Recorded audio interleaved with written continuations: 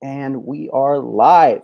Hi ho everyone, and welcome to Andy's Playground. I'm your host as always, Andy, and today I am extremely excited for this episode 5 of The Playground. We have an amazing show for you guys today. As of right now, there's so many cool things going on. I don't want to just talk about what we've been up to, because really the whole point of what we're getting to do today is talking about all things Muppets. And we have a great cast of people here. I'm so excited for you guys to be able to see what's up. As always, feel free to leave comments or anything like that, or just join into this conversation with us. We're just going to be talking about all things Muppets. But enough about me. It's time to start introducing our guests. Now, when we introduce each of these guests, we're going to do this in a very fun way.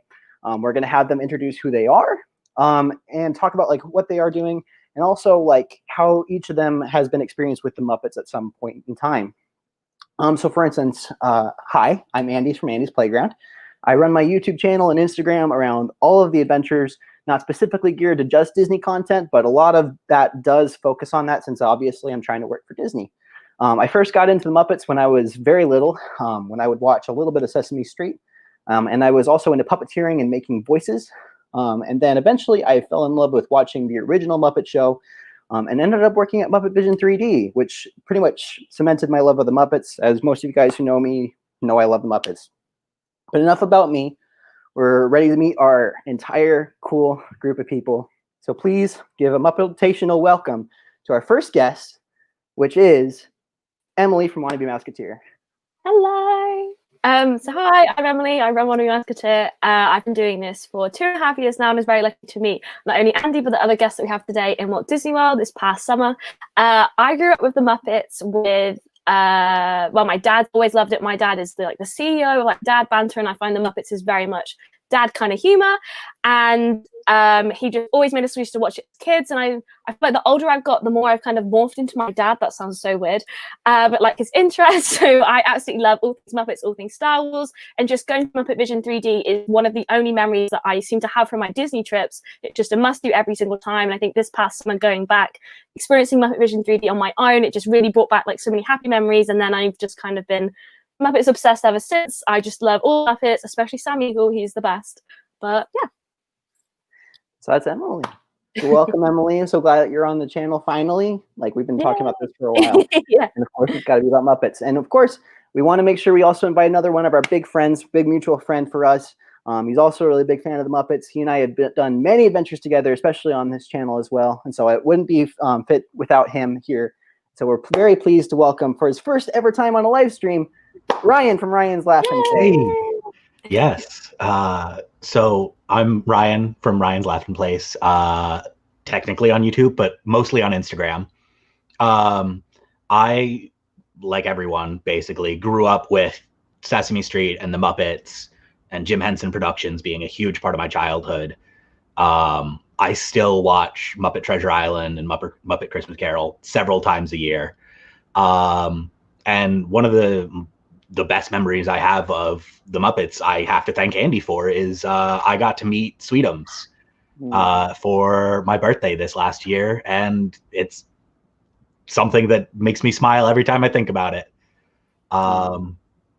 So that is my Muppet story. We're very glad that you're here with us and we're able to talk about all this.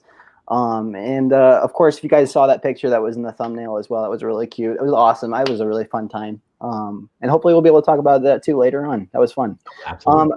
But of course, we have to have more, because, you know, 3 is company, but we can have more people. And so we always just got to have our friend Rod, who always likes to come along. He's been on the show before. Welcome back to the show, Disney Rod. Hi, everyone. Hold up. What's going on with my phone? All right, there you go. Okay. All right. Hi, everyone. My name is Rodrigo, better known as Disney Rod. I'm here on YouTube, my channel Disney Rod, as well on Instagram. Everything about my life basically revolves around Disney. So if you want to check out my content, that would be awesome. The Muppets has always been around in my life. It's always something that's there if you need to cheer me up or anything. Because that lighthearted humor, it's just always awesome, and all the characters are amazing, and the stories about it all, it's amazing. You know, Jim Henson, since the 70s, the Muppets have been around, and it's brought so much happiness and laughter to many families. And I feel like the Muppets will always be a part of everyone's lives, and I actually like it, and I think my love for it is actually starting to grow even more. Especially now you guys put me into the Muppet Vision group chat, so I started seeing more of it. So yeah, like my love for the Muppets is growing more and more. As it should. It always should be growing. For sure. And last but definitely not least, he's a brilliant photographer. I've wanted to have this guy on the show for a while because he is such a brilliant photographer, a great friend too. Honestly, this panel wouldn't be complete without him. So we love him very much, and we're very excited to welcome Kevin from DisParkPhoto. Hi ho, DisParkPhoto here. Kevin, hey, how are you? My love for the Muppets, man, I don't think we have enough time on this stream to go over everything, but I mean, like everyone else said, I mean, it definitely started with Sesame Street, and Muppet Vision's always been a big thing and always been one of my like Emily said, most memorable attractions. Every time I go to it, it's kind of like, oh my god, new memories every single time, and it always seems like I have to do it every single time, just out of fear. But we'll get to fear. I was gonna say, but we'll get to that later. But there's also times where I have to dance my cares away. Worries for another day. Let the music play down at Fraggle Rock too. So we can't forget about the Fraggles. But thanks for having me, Andy. And I'm really excited to see where this evening goes. It's going to be a really fun evening, and we're really happy to have you. And your Kermit impression was really good. In fact, it might be arguably better than the current Kermit impression. We'll have to talk about that when we cross that bridge. We'll get there. We'll get there. We got a nice show, guys. We got a great lineup today. Our plan today is be talking about Muppets present and future. Also talking a little bit about the past and our own like personal experiences with some of this. And so we're really excited to have you guys here. But obviously we can't talk about Muppets without, of course, first talking about Muppet Vision 3D. And so I want to talk about kind of like our own experiences with Muppet Vision 3D, especially like what are some of our ideas or concepts of it as it is currently, or like how it has been. So I'll let you guys, if you guys want to just start off, if you guys have strong opinions about this. So you guys all got this in the mail, right? We're all ready to do our own version, right? Yes. Okay, good. 100%. I can get that when we're going to start the show. So here we go. Here in this modern high-tech facility, we have perfected Muppet Vision 3D, a new film process. We're not doing that.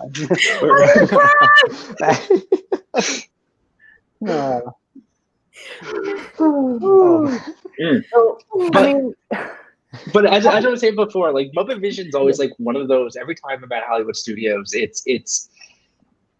While I don't think it should be a fast pass attraction, but I mean we can talk about that at another point. But at the same time, it's one of those that for me is you can't miss, and it's unfortunate. I mean, for me, it's also because of the fact that it was one of Jim Henson's last productions as Kermit the Frog, and being Jim Henson. I think that his actual last one was the Muppets at Walt Disney World, which was something completely different.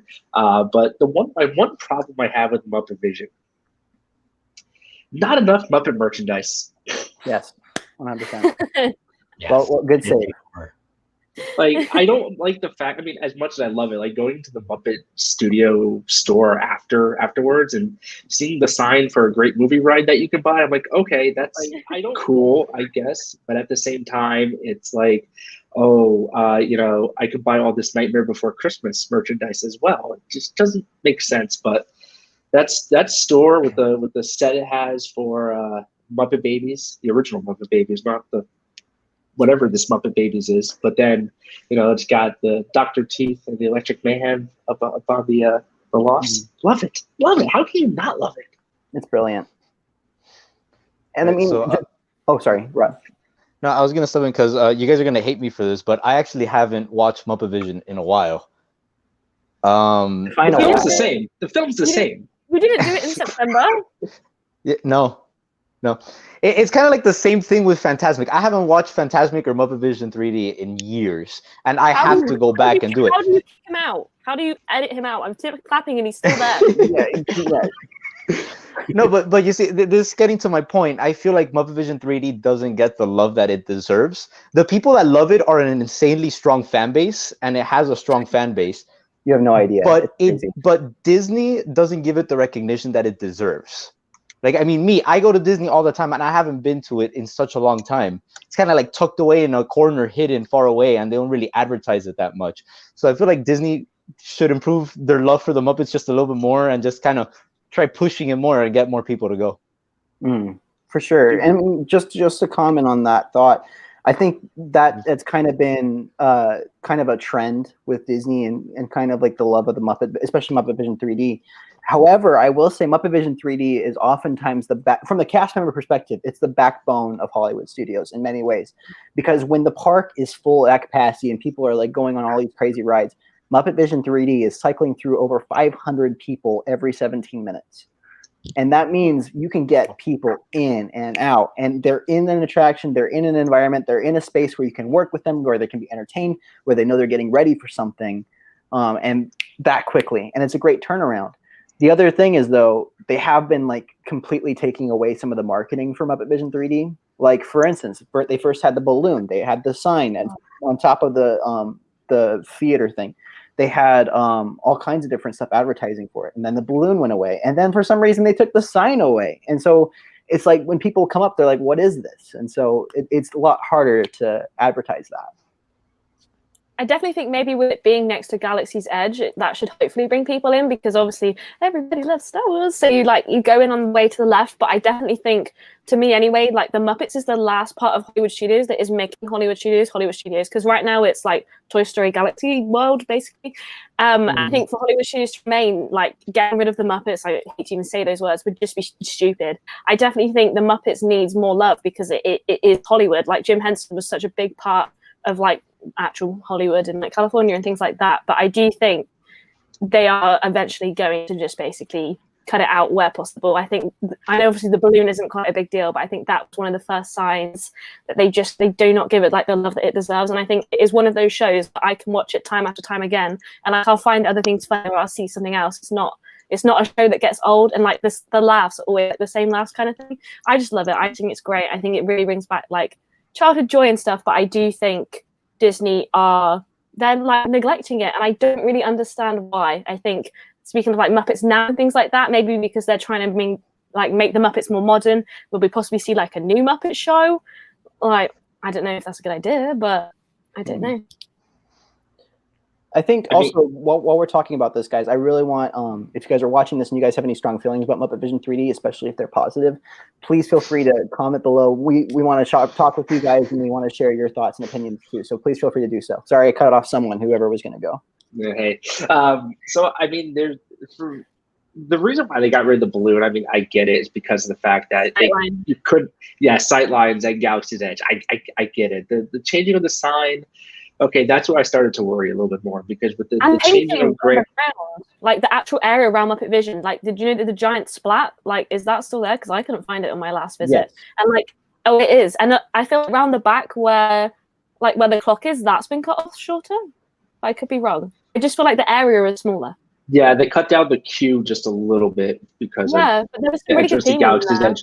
But I mean, hey, let's remember at the fact that we can always have a piece of the Muppet balloon. If you have the piece of Disney history pin, there's actually a piece of the balloon in that pin, so it's always with me now.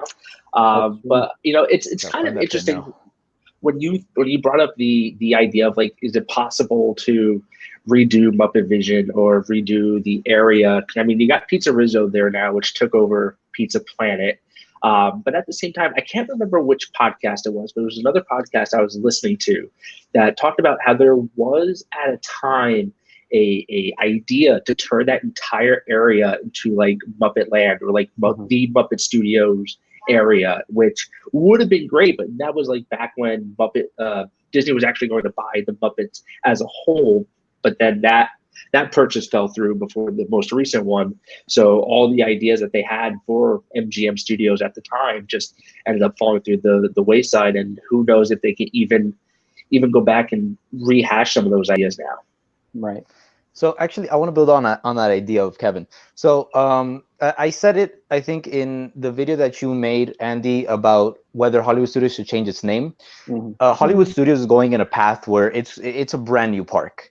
All right. Before it used to take you, behind the scenes into how the movies were made and Hollywood magic and all of that. But now it's going in a path where it's throwing you into the middle of the movies, Galaxy's Edge and Toy Story Land. You're in the movies instead of just seeing how the movies are made.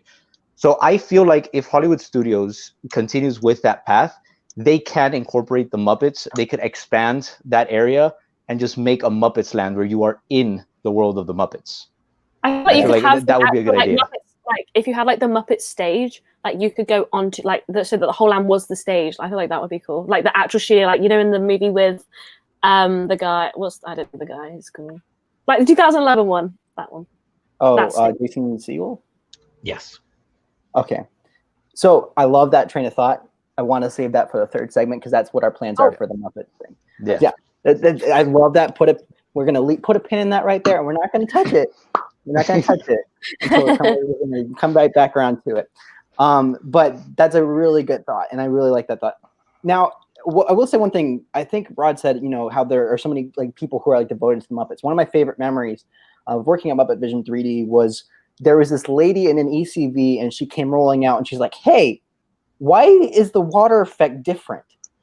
Like, it's supposed to be much more water in there. What happened to this effect, and this effect?" And like, lady, like, I go into Muppet Vision 3D. I expect it to be, operating at full, and I'm like, you're awesome. Like, I have so much respect. It's like, do you want to meet Sweetums? I already met Sweetums.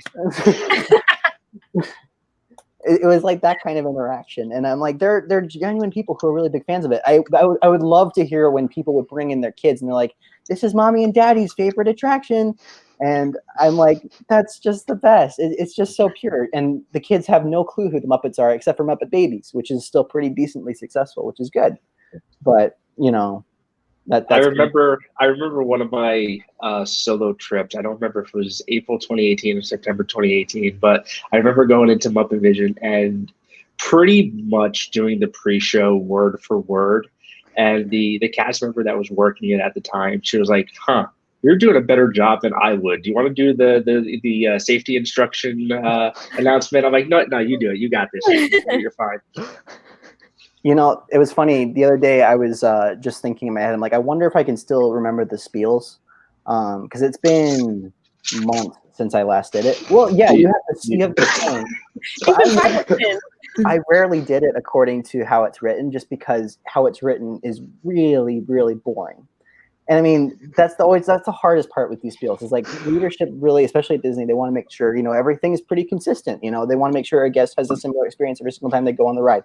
But for me and several friends, we were just like, let's liven it up a little bit. Like one of my favorite times is someone wouldn't get behind the yellow line for the doors to open. And so I have to say, please be behind the yellow line, guys. And I'm like, I have the power to make sure you stay here or you can go forward. So it's just stuff like that. It was always just so funny. My favorite thing I ever said though, as a spieler though, was in the theater. I would tell people to, all right, folks, welcome to Muppet Vision. Please feel free to take any seat you like. My personal favorite seats are the red seats. The red seats are the best seats at Muppet Vision. And then as they're sitting down, and like, because it takes so long to get through, especially if there's not a lot of people, which is always depressing. They're just sitting there and they're waiting for the show to start. And and so I'm like, all right, folks, now you've gotten seated, make sure you guys pull down that lap bar low and tight across your lap, and then pull up on the little yellow strap for me. And some people will do it. They're like, where is it? And they'll raise their hand, like, guys. Where are you getting all this stuff? Kevin, where do you find these things, man? Don't worry about it. We're good. Did you rip up Muppet Vision and just have it in your house or something? Okay. I don't know. Oh my god! I think we should do the live stream of just doing Muppet Vision 3D, all of us again. Do you remember when we were going to do that? Yeah, I mean, we should. If people want it to happen, we can make it happen. We've already been able to make this happen. So. Oh yeah. Let's do it.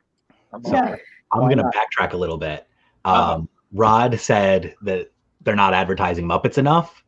I think that two of Hollywood Studios' most visited things are right outside the front door of Muppets. I think everyone sees it, with it being the better of the two entrances of Galaxy's Edge. Everyone has to walk past it. It's the best one. And then I'm totally blanking. The lounge right there. Baseline Tap House. Being such there's a line out the door almost every day. Between those two things, I don't think Muppets can get much better of an advertisement. I think put Kermit as just the CEO of Hollywood Studios, but I mean, the thing that I wish they would do is they could advertise, because you can bring food and drink into Muppet Vision 3D.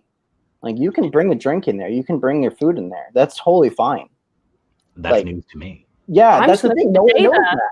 No one knows that, and they're like trying to finish their beer as they're coming in. I'm like, guys, just bring it in. Like, you can bring it in as long as you don't make a mess. Like in that little pre-show area, though, I'm constantly cleaning up popcorn kernels and whatever. But I mean, that's fine. I mean, I feel bad for the cast members at the other shows. They'll be there like, oh, if I can do it in Muppet Vision 3D, why can't I do it here? That would be me. I mean, that happens no matter what. But, I mean, people try to bring in their sleeping babies in their strollers too all the time, and sometimes if it's really, really slow, people will let them, and that kind of gets on my nerves, because then, yeah. So what's the craziest food item you've seen people try to bring in or try to finish early? So my favorite thing was, like those funnel cakes you get over by Indiana Jones. Oh, the ones in Epcot. Oh, okay, yeah, Yeah, the big ones. They're like a big platter. And I'll see people try to wolf it down. It's hilarious to watch. I mean, it's just whatever they're trying to wolf down. It always is funny, just because they're always in a rush. And they're like 5 minutes till showtime, or 1 minute till showtime, 30 seconds, last call. And then like they're just like, just chuck it into the trash can. And I'm like, guys. All right, guys. Here's the challenge. The next time that Andy is back and he's working at Muppet Vision, we got to make sure we have to go on a holiday. Emily, you might not understand this, but maybe you will. We'll go on Thanksgiving and we'll bring in turkey and some stuffing. Let's do it. Let's do it. Cranberry sauce, and like we'll just try to scarf down an entire Thanksgiving dinner, or just set it up on the seats. And we'll be like, "Oh, Andy said we could." I'll just say, people get matching Muppets napkins, get matching glasses. Like 3-course dinner, maybe. Watch the show on continuous loop. Tweet could come join us, maybe, for some drinks. I'll just make sure custodial's at the ready for Code V in the pre-show area. But that's awesome. So I think that's it definitely deserves more love. But I'm glad that the people who do love it, like, they cherish it. And there's definitely a really good, loyal fan base for it. I mean, I think for me, like, one of the things is, of course, it needs an update, because at the very last scene, still seeing that old Walt Disney Pictures logo on the fire truck, and seeing the late 80s, early 90s fashion on the people outside. It's a little outdated, but at the same time, like, every time I still go in there, being 32 now, I'm not a kid, but at the same time, every time I go in there, I look around, I'm like, it's the Muppet Theater. Awesome. I feel like they couldn't. I feel like if they did touch it, they'd have to change the voice of Kermit. And considering how well Disney are doing it at the moment, I feel like that is like untouched territory. So I don't know if they would ever update it. I feel like they would scrap rather than update. Completely off topic on that. That's why I don't want them to touch Carousel of Progress, because they would have to redo the voice, because Gene Shepard, the guy who was the narrator, the dad, he's dead. So. And probably so is the original voice, who's now the grandpa, and so. Things are, it's not good. No. But anyway, we'll get to our plans for Muppet Vision 3D in the next little bit. Let's talk about the other Muppet feature thing that is currently, it was seasonal in the holiday season, and then it came back randomly. And so we aren't really sure, even cast members aren't really sure, is it gone or for good? But we gotta talk about great moments in history with the Muppets. But only I forgot about Pizza Rizzo. But only the American parts. No, Pizza Rizzo. I was ready to talk about pepperoni. That was we can talk about Pizza Rizzo. I mean, let's just say this about Pizza Rizzo. I mean, Pizza Rizzo has the greatest theming of a restaurant, in my opinion. I mean, pizza. Being from the New Jersey, New York area, I know good pizza. That's not good pizza, but the fact that it has that little area that's a banquet hall with the dance floor and everything, amazing. I'll say one but thing I feel like the biggest problem with Pizza Rizzo is its reputation. it doesn't have a good reputation. It has a lot of mixed reviews. Mm-hmm. I mean, And that does draw people away from it. I'll say one thing about the pizza. You know, it's not delivery. It's DiGiorno. It's not DiGiorno. But okay, I mean, it's you know, it's. I liked it. I mean, it's made by rats, so my favorite kind. Okay.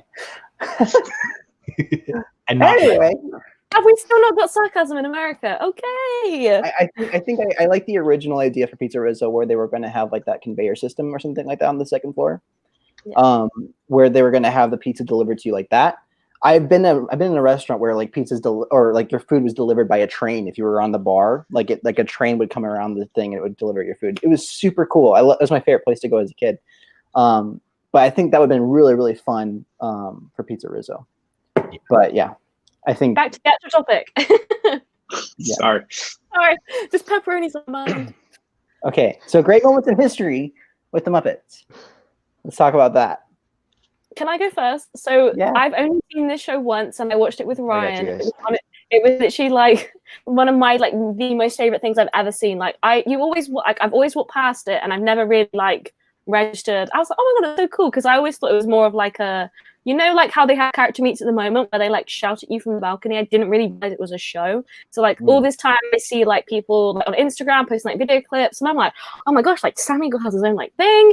And then I saw it with Ryan, and honestly, I was like brought to tears like so many times. And like me and you, we watched it like twice. So we just sat there. We were sat right at the front of the rope. It was like boiling, and I was just sat there like my legs crossed, and it was just like amazing. I don't understand how you can get rid of a show like that. Like even as like a Brit, sometimes a bit awkward watching, but like I just love it. Like I do think it's funny that I am British and love Sam Eagle most, but anyway, it's just I don't understand. The show clearly it doesn't cost a lot. It was such a good staple. Like Liberty Square, other than like Haunted Mansion, it exists, and I really think that it is missing the Muppets. So I feel like the best bet. Oh, we weren't really supposed to talk about future things, but this is different. They should replace the Hall of Presidents with the Muppets. Or the Hamilton Muppets version. That's my 2P. Have you seen that, by the way? Yeah. Yes. We'll put.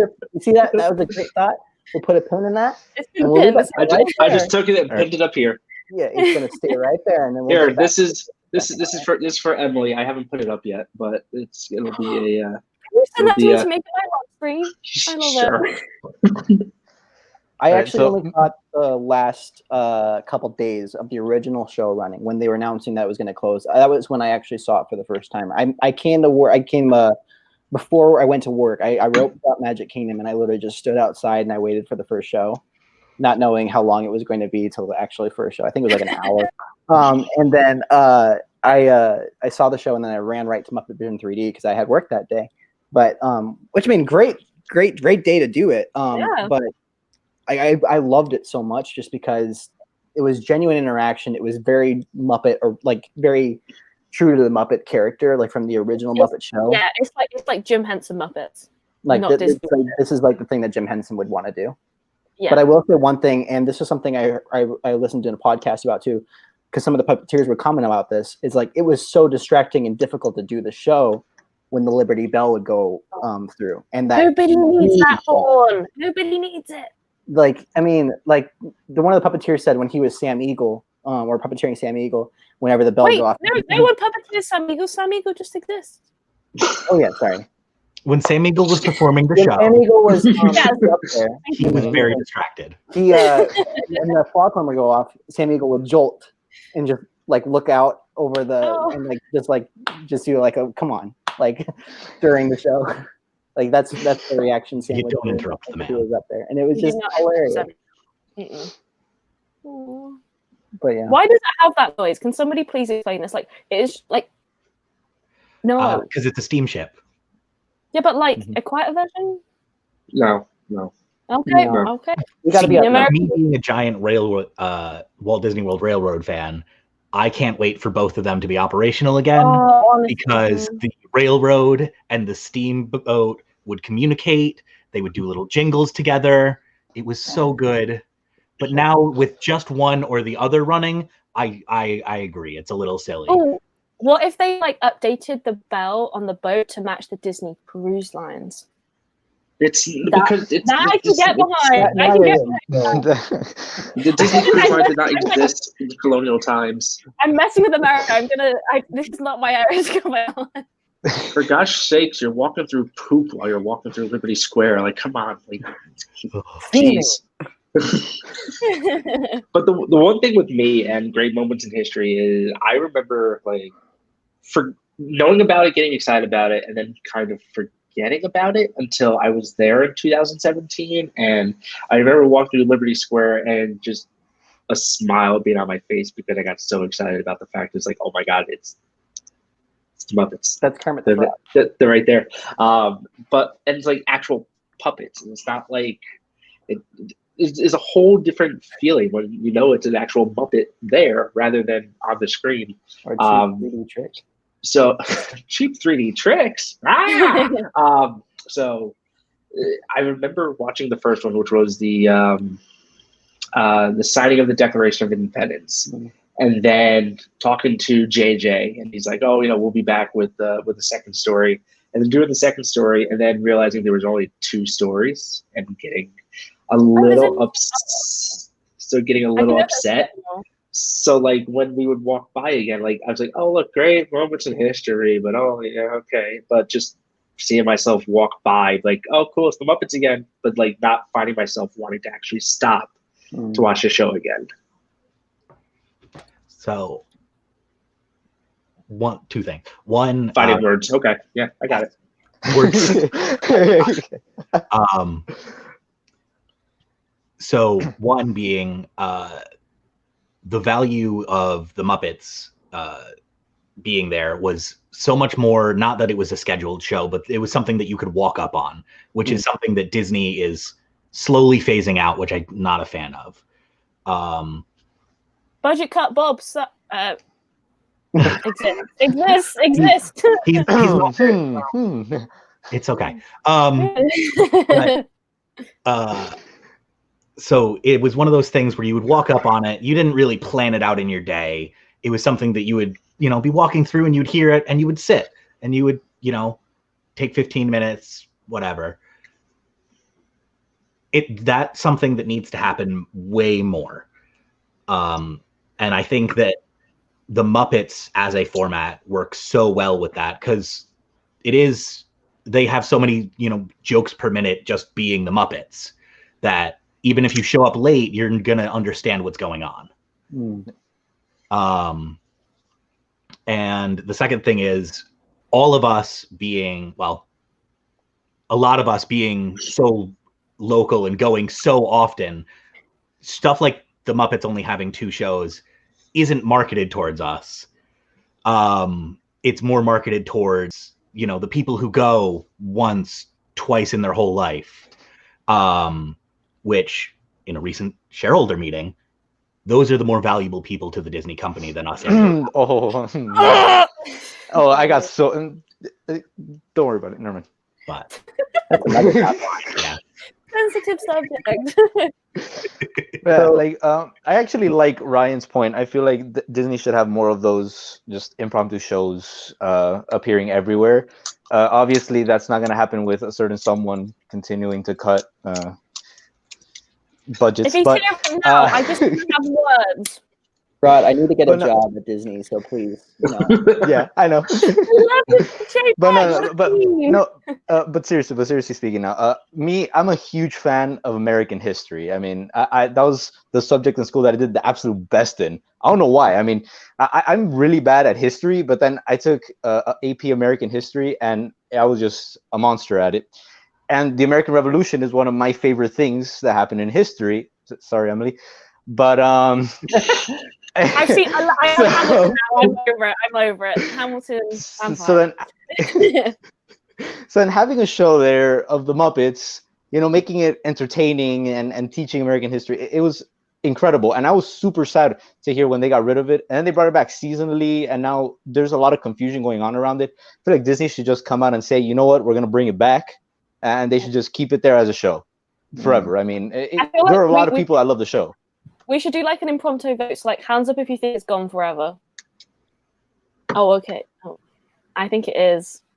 For me, when Disney goes seasonal, they go bye. Here's my thought process with that too. With the pandemic going on and social distancing, I mean, you got to think if they're not having fireworks or anything like that, they're not bringing that show back, especially for the puppeteers at the very least. So I mean, the one thing there is we got lucky with the fact that it was even brought back seasonal because it was gone. It was back on the floor. But you know, I don't know why exactly they brought it back. That was one of the things that still puzzles me to this day. But at the same time, with the amount of with the pandemic going on, but with all the live entertainers that got cut before the parks even shut down, I just don't see a lot of live entertainment being available post pandemic. Especially not for the Muppets as well. I don't think, unfortunately, they just. Yeah. I have ideas for it, but I'll save that for the third segment. Oh, that way. That's my topic, and I'm going to put a pin in it right here, and we'll come back to it in just a second. We're running out of space in the pin board. So yeah, I got to make space for it, but it's up there. So there's one thing I want to touch upon real quick, which I know, like when we had our little pre-production meeting, we didn't really talk about it, but Muppet Mobile Lab at Epcot, never officially canceled. I mean, their home is torn down now, but you know, never officially canceled. But if you want to talk about one of the greatest Muppet things in the Disney parks, it was Muppet Mobile Lab, which, like Ryan said before, it's one of those things that you just walked upon because they never had an announced schedule. And it was one of those things that when you walked upon it, you're like, I don't know what this is, but I'm going to watch it. Or if you were a Muppet fan, you're like, wait, Dr. Mimi? I need this. You know, that's exactly what, the first time I ever saw Muppet Mobile Lab. That's exactly what it was. I was leaving the park and I just saw it, and it was the coolest thing I've ever seen. Which again, not the same show every single time. Right. It was like never heard of this like at all. Like, when did it run? I think it started in like 2015 or something like that. No, because I saw it in 2017. Or something. It stopped in 2017 because by the time I got to Disney, it wasn't there. It's in Epcot. That's probably why I didn't see it. It was part of Disney. I want to say it was like living characters movement. So it was part of like the whole. It could almost be compared to like Push the Talking Trash Can, or that one walking dinosaur thing in Animal Kingdom. The walking dinosaur thing in Animal Kingdom, or the roll around palm tree that had also a name that I can't remember, who was also in Animal Kingdom. So it debuted in August of 2007 at Epcot. So it ran sporadically for 10 years. Never saw it. Well, maybe that'll be something that we can try to push in segment 3. It's also something that I've only seen video of. Yeah, I've only seen video of it too. I wish I could have experienced it too. So I feel like we keep jumping at the bit here. So let's finish up this segment about Muppets in the Disney Parks now with Regal Eagle Steakhouse, or Smokehouse, excuse me. And so for the rest of you guys, Ryan and I will just be talking about this. Or unless you guys want to talk about it too, I think I have a visual. I wanted to trying to do a visual here. I'm not sure if I can. Let me see if I can. I want to try to see if I can put a picture in here or not. I haven't tried this at all, so please don't kill me if it doesn't work. I have an idea that I want to talk about with Regal Eagle Smokehouse, but it's going to be pinned for section 3. Is there like a sign and it says like a salute to all cook-offs? To all cookouts, but mainly barbecue. Oh. Samigo. I haven't been to the Samigo restaurant. Disgusting. Oh, yeah. Hey, I'm not sure how to do it. Sorry, guys. I live in Texas right now, so I am a huge fan of barbecue. I really want to try it out so I could compare it with the barbecue here. I feel like that's kind of unfair for Regal Eagle, but I want to see if it like holds up to the standard of Texas barbecue. You know, we'll see what happens in the future. In the very near future. Let's hear about your thoughts about that first, then. So, it will hold up. First of all, it is hands down the highest quality and best quick service food anywhere in the Disney parks. That's what I like to hear. Especially as someone who a giant meat eater. I am always eating barbecue and smoked stuff. Everything there is made small batch. There is actual smokers. There is, real wood being used. It's legit. They're not joking around. They have I don't know what they're doing with the pandemic now. I haven't gotten to experience that, but they had a barbecue sauce bar where they had all of the different regional sauces. So they had, a Carolina style with the mustard base. They had like a very smoky one. They had a sweeter one. So they had all of the different barbecue now that you could pair with the different, brisket and ribs and chicken. And then what is brisket? It's a Good piece stuff. of it's like a beef. Like it's another part of the cow that you can eat. That's a great answer. It's like above the stomach, below the ribs. I don't know. It's somewhere around. It's there. very tender. It's great. It's good. yeah. So it's not steak. It's like steak, but it's like tender, more tender. It's really good. It's That's all you need to know. cut similar to a steak. It's It not ground or melts- anything, but It melts in your mouth it's like delicious. butter. It's better. It's like the best kind of meat you can have, probably in my opinion. Like good brisket, like that's really good meat. Sorry for the vegans and vegetarians that are watching right now. Yeah. Hey, for the vegetarians at least, their mac and cheese is incredible. Ooh, yes. Have to do that. And then their fries are Interesting. better than most other Disney fries. Interesting, because I heard that the mac and cheese there was very, very bland. No, I thought it was really good. It's a Okay. good baked mac and cheese. Might just be depending on when you get it too. Like I can agree. My personal opinion, I guess someone who grew up in the South, like good barbecue is very debatable upon people.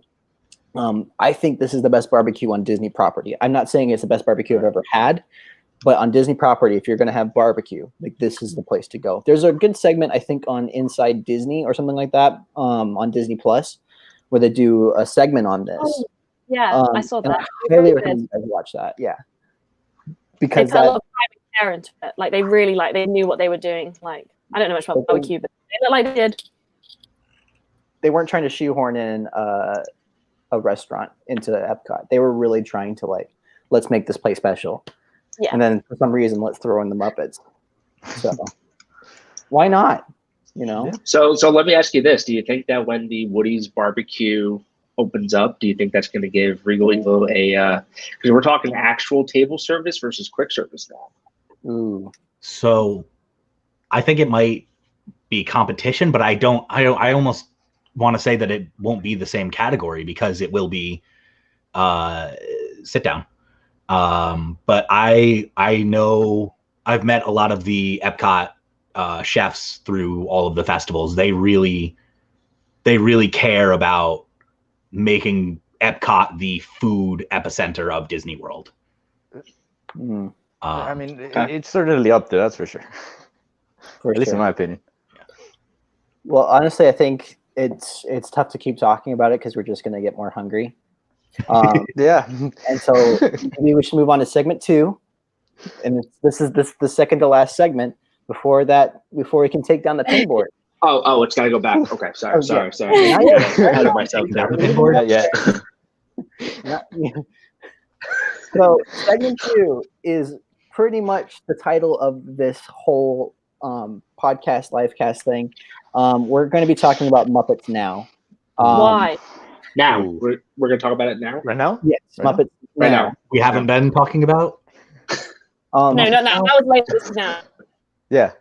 There's not really much to spoil because there's only been 2 episodes. And so I will say that, prefacing this entire conversation, there's only 2 episodes. And so I don't really know how fair it is to judge a whole It is fair. series It's based on 2 episodes.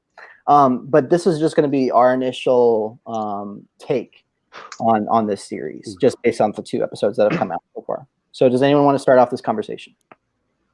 I'm gonna go last. I'm gonna let you all speak, and then All right, I'll speak. All right. So I will start talking like this, All right. but then I'll start talking like this instead. So Rod, take it away. All right. So in preparation for this live stream, I binge watched the first season of the Muppet Show on ABC before it was canceled, sadly. And then I watched the 2 episodes here. I have to say, the Muppet Show on ABC, in my opinion, was far better, because I don't know, like the one that there is now, like the Muppets Now. I guess like it's like a more contemporary feel to it. It's like different segments for like a vlog, things like that. I could see why they went this route, but I really like that like backstage, follow the Muppets, and as they go on in their daily life story. And also it had kind of elements of The Office in there, and The Office is like the greatest thing to ever exist ever. So yeah, that's why I really loved it. Yeah. It's. You want to fight, Kevin? Here, I want to that effect. So I've watched the original Muppet Show. I've watched the ABC Muppet Show, and now I'm watching Muppets Now. And out of the 3, obviously, I'm going to stick with the original. I think that's the best. But I will say something that's interesting here. So it's just, you can't really compare the 3 just because they're each different in what they're trying to accomplish. Like the original Muppet Show is very segment based, and it's all about the idea of building a show. And I thought that was kind of interesting how they're kind of touching on that with this new Muppet series. However, it's kind of like you're taking away the theatrical aspect of creating the show. It's now all through digital, which is they're trying to modernize the Muppets, which it's difficult to do, and I definitely empathize with that.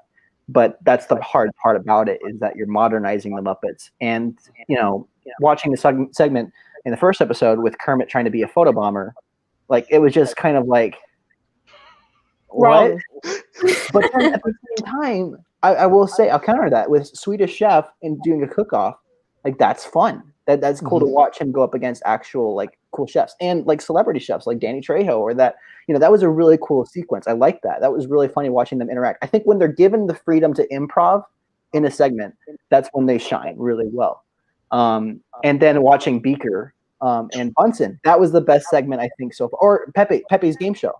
Like, that was phenomenal, because I think they were given so much more room to improvise and like go off script a little bit more, especially in Pepe's game show. I could sense a lot of improvisation there. So I think like there's a soul there from the original Muppet Show, but I think they just are lacking something to really. I think watching both episodes last night. First episode, I kind of found myself going, "What exactly is this? This seems kind of embarrassing to the Muppets." But then the second one, I mean, Pepe's game show, that was phenomenal. As a former game show host, that was great, because that was.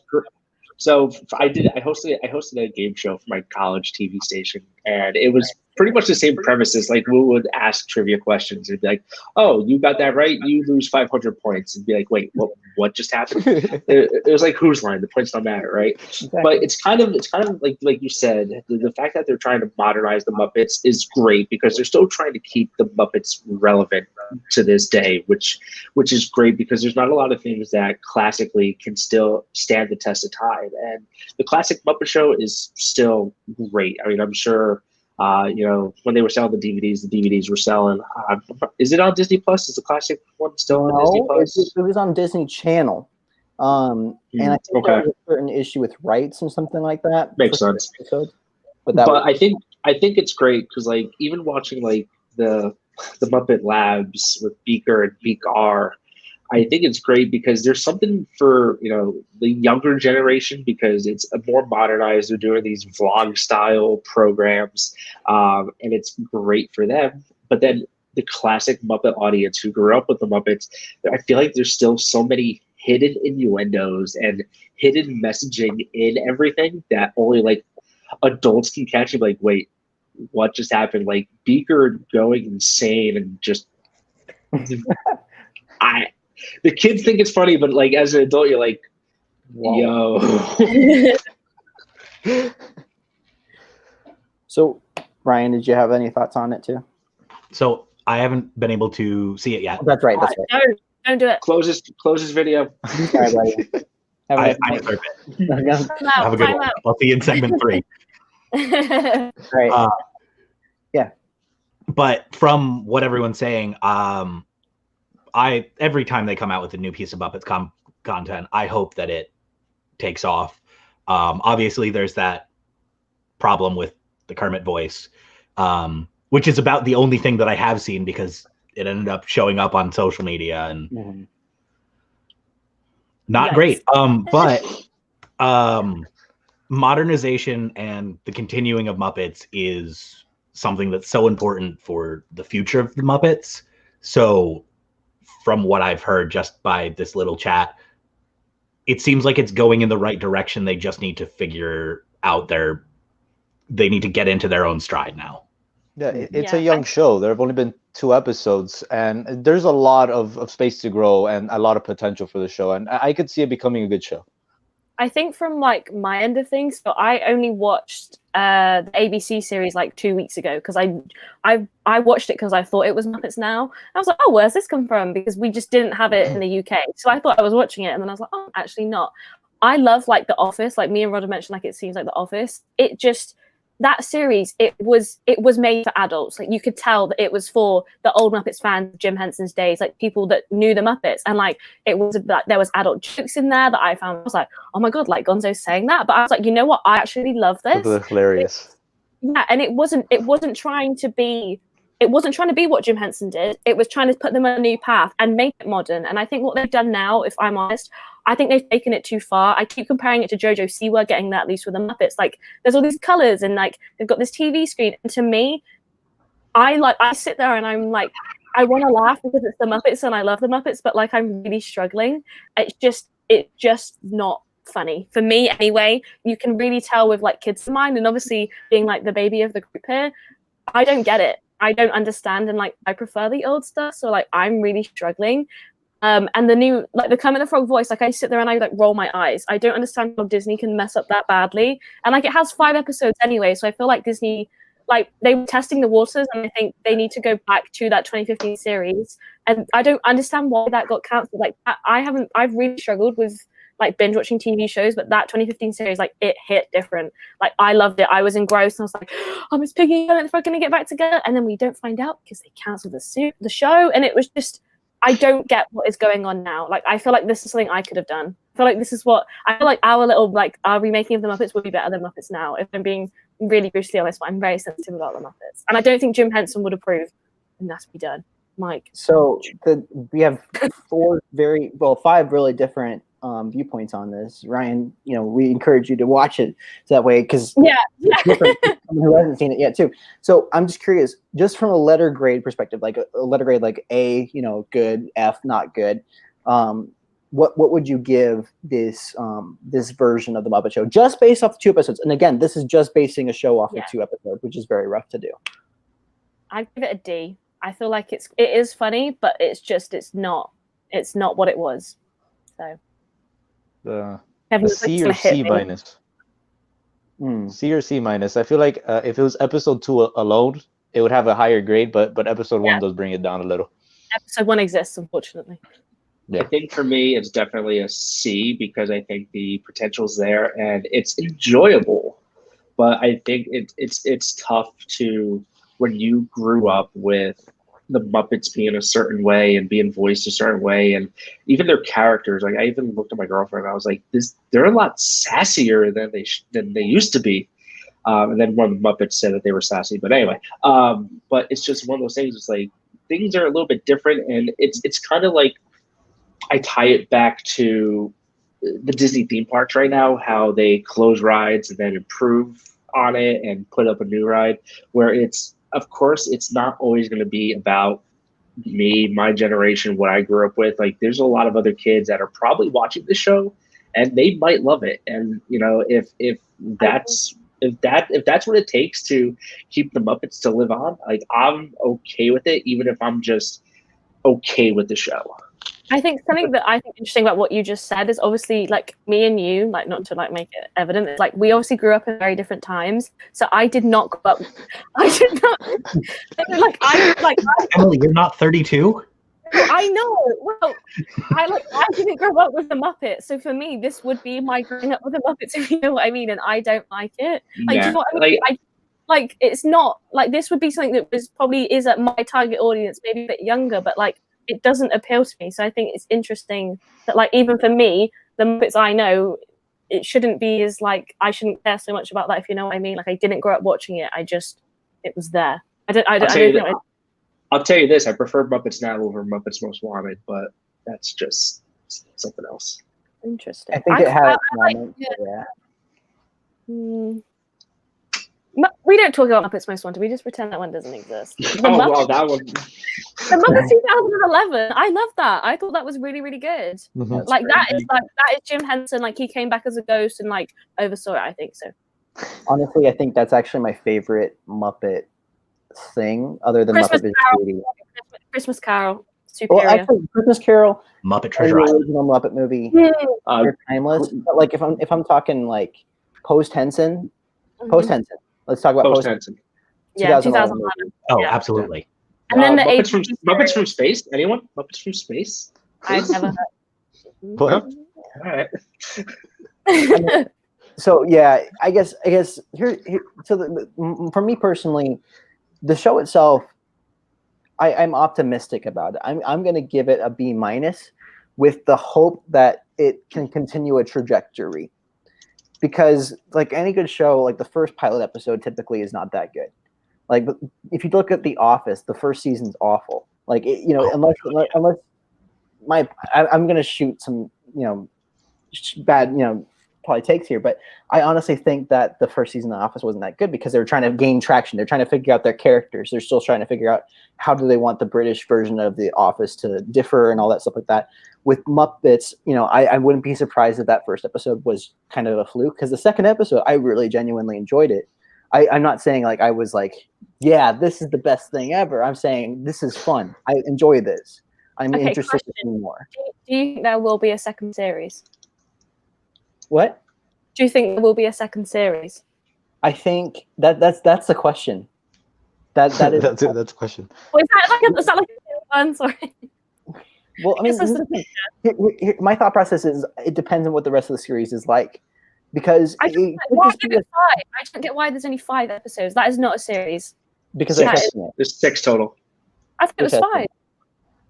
I was looking at the media kit and it says 6 episodes. So hoping for the best. Yeah. But then again, 6 is not for 20-minute episodes. Like, why has it already been so shunned? I don't get it. I mean, it's the same thing like with the Disney Channel. If they even had a successful series, it was only on for 3 years, no matter how successful it was. So I did not know that. I mean, that's the thing. It's like Muppets kind of has their thing where they're like they want to be in the limelight, and then they're just like, all right, we're just gonna leave for a little bit, and then we'll come back when people miss us enough. I think as a whole, they might try it, but again, it just depends on what the overall feedback is as the series as a whole. Yeah, they seem to like come back every 5 years. Something like that, yeah. And I'm okay as long as they keep coming back. Yeah, as long as there's a return. Yeah, because I mean, the thing is, like, there's just, it's just, it's tough to gauge with what we have. But as a whole, like, I'm optimistic with like everything except for Kermit's voice. Kermit's voice is it's just too distracting. Miss Piggy is amazing as always. Like you can't fault her. She just steals the show every time. Let's see. I'll read my audition right now. Gee, is there anything Bean can do in the final number? What, Lucy? Hi, Kevin. Swap him out now, please. I just like there are so many Kermit Frog impressions out there. They chose that guy. Like, what? So, I just want to know, like, what is something that you like about the new Muppet Show? Oh. I like Miss Piggy, and I like how her segment is very similar to the ABC 2015 series. Like, she's got her own little talk show, and I just love Miss Piggy. And I also really like today the Beaker and Honeydew section. I thought that was really funny. Yeah.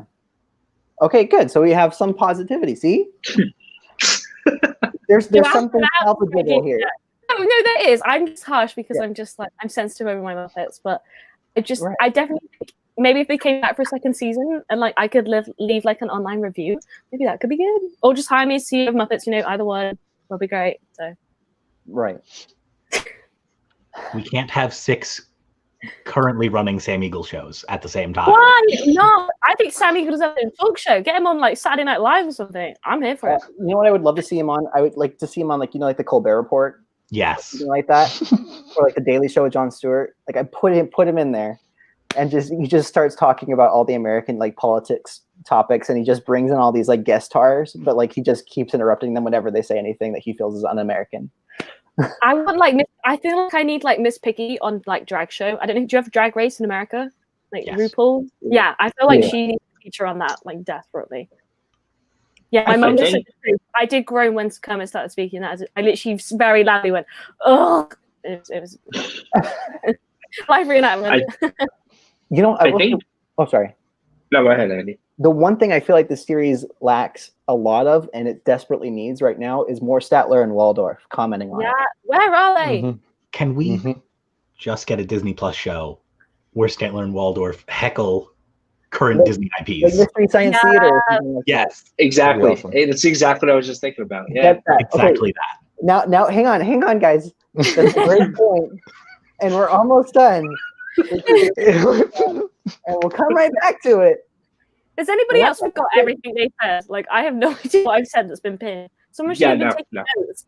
No, You let's know go. what? We're an hour in. Let's just get into it then. Third segment. let's talk Hold about- on. Sorry, So for Muppets Now, like we talked about this really quick. Oh, Kermit. Oh no, Sorry. Kermit! He's done. He does not stand up now. He's like, I'm I'm out. So talking about like if there's going to be like a second season of Muppets Now. So one, I think it really depends on what the view count is on it of this season, right? But the other thing that I was thinking about during our conversation here was with how digital it is and how it's focusing on how programming is moving towards digital programming and away from like that culture variety show that the old Muppet Show used to be. It's going to be interesting for me to see like how, if it touches upon, I don't know if this is the place for it, but the pandemic, because of how everything kind of moved towards digital to begin with, and how life, is moving forward with, kids working or taking school remotely, parents working remotely. So it's just wondering for me, like if Muppets Now doesn't touch upon it, this season, would there be a second season where they kind of touch upon it, which could be an educational aspect for kids on how to deal with everything and how everything's kind of, again, changing to that digital channel. That is a And I think maybe that's something they can definitely tackle. Send an email to the right people quickly. Disney does love edutainment, so Exactly. For sure. um, Is any other comments on Muppets Now before we take down the pin board here? Take the pin. All right. So the way I wanted to start this third segment then is I want to start taking down the pin board with how you would personally change Muppets Now, or how you would personally create a Muppet series on Disney Plus. Or how you would change what's going on right now. it's Kermit's voice. Yeah. Yeah, That's the there's first got to change. be a new one. There's Yeah. got to be. I mean, I posted this in the chat. I mean, Steve Whitmire, I think was the name, and he's the guy that took over after Jim Henson, and he got fired back in 2017. So this new guy has actually been around since 2017. And I remember the first post on the Muppets YouTube channel of like the Muppet Inspirational Thought of the Day, and I remember hearing the voice and going, Ooh. okay. And I was like, it'll grow on me. I'm sure it will, because, voice actors change all the time. But 3 years later, and this being his first big project, I think it's a big letdown to the character. And I think Disney's going to see that that's going to be a problem in terms of people not being able to relate to the character and see the character as lovable as he was. And that's going to end up being, just merchandise sales. Yeah. So I think if it was me, I'd probably do like a second season of the ABC one and really go back to the old roots of running a show. I think the reason I like the 2015 one so much is that rather than it was like a theatre production or like however they were doing it, it's now a talk show, which is very modern. So I think following that, I really would have liked to have seen where that went, like seeing like Fozzie have a girlfriend and things like that. It really, and like things like Rizzo got more like shine light and like Pepe and things. It was really nice to see other characters get a bigger part. So I think for me, it would be going back to the old roots of running a show, but not trying to make it, if they're trying to make it modern, but staying true to like the Muppets magic that they know and love of running a show. And I think the talk show was a very good middle ground. So I think if it was me, that is what I would do, and I'd also scrap Muppets Now completely if it was me. Ooh. So I think I would agree with Emily here. I feel like I would bring back season 2 of the Muppet Show from ABC. I like searched it up, and I read that one of the main reasons why they did cancel the show was because of a lot of those adult jokes that they had. That wasn't really that family friendly. And I absolutely love those jokes. I mean, I was laughing all the time about them. But I feel like if they were to bring it back, I guess make it more family friendly in order for everyone to see it. Put it on 10 o'clock at night. It's fine. Or you could do that too. I mean, that works too. But yeah, just bring it back and continue that, because I do like that story of following the Muppets on their lives, not just the show, but how they run the show and their lives behind the stage and behind the scenes and all of that. I mean, to kind of touch upon something that Emily brought up before about the Muppet Show of Hamilton that's on YouTube, is I think it would be great to see a Muppet Show that they kind of take over the characters of current ABC shows and do their own Muppet version of that, because it's something that they already have the rights to, and they don't even have to worry about, licensing something. Like Modern Family or something like that. Exactly. Yeah. A Muppet version of Home Improvement would have been great. I'm just. Oh yeah. You never know. What are the skits? One of the skits. I don't think so, Gonzo. Ryan, what do you got?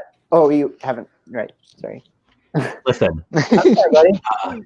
I keep doing that to you. I'm sorry. I'm genuinely sorry on that. I'll get around to it. Okay.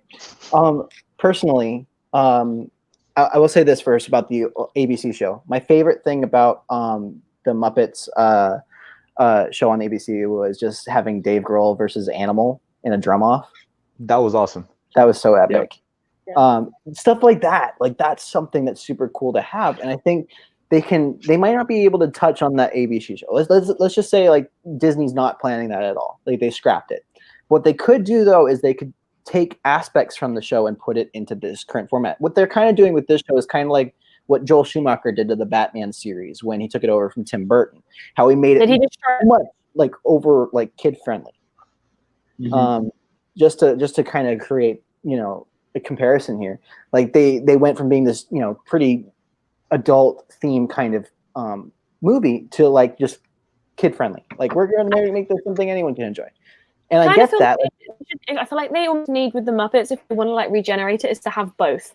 So like have the ABC series for like the old like OG Muppet fans, and then bring things like this new Muppets Now for the younger generation, so people can watch it as a family. I feel like you can't have one. I know we have one or the other, but I feel like both would have been like, I could get behind that. Right. And I mean that's. I could see though if that could be confusing though for kids though who might be wanting to watch Disney Plus and they see this and then they're like, oh, I want to watch this too, and then that's the one That's the problem.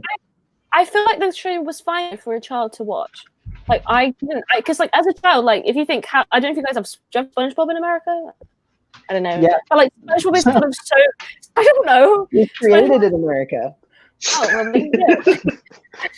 SpongeBob is full of so many adult jokes that as a kid I just completely went over my head, and I feel like the Muppets would almost like go down that. I don't know. I feel like I'm very sentimental about this Muppet series. It seems, considering I knew it existed for 3 weeks.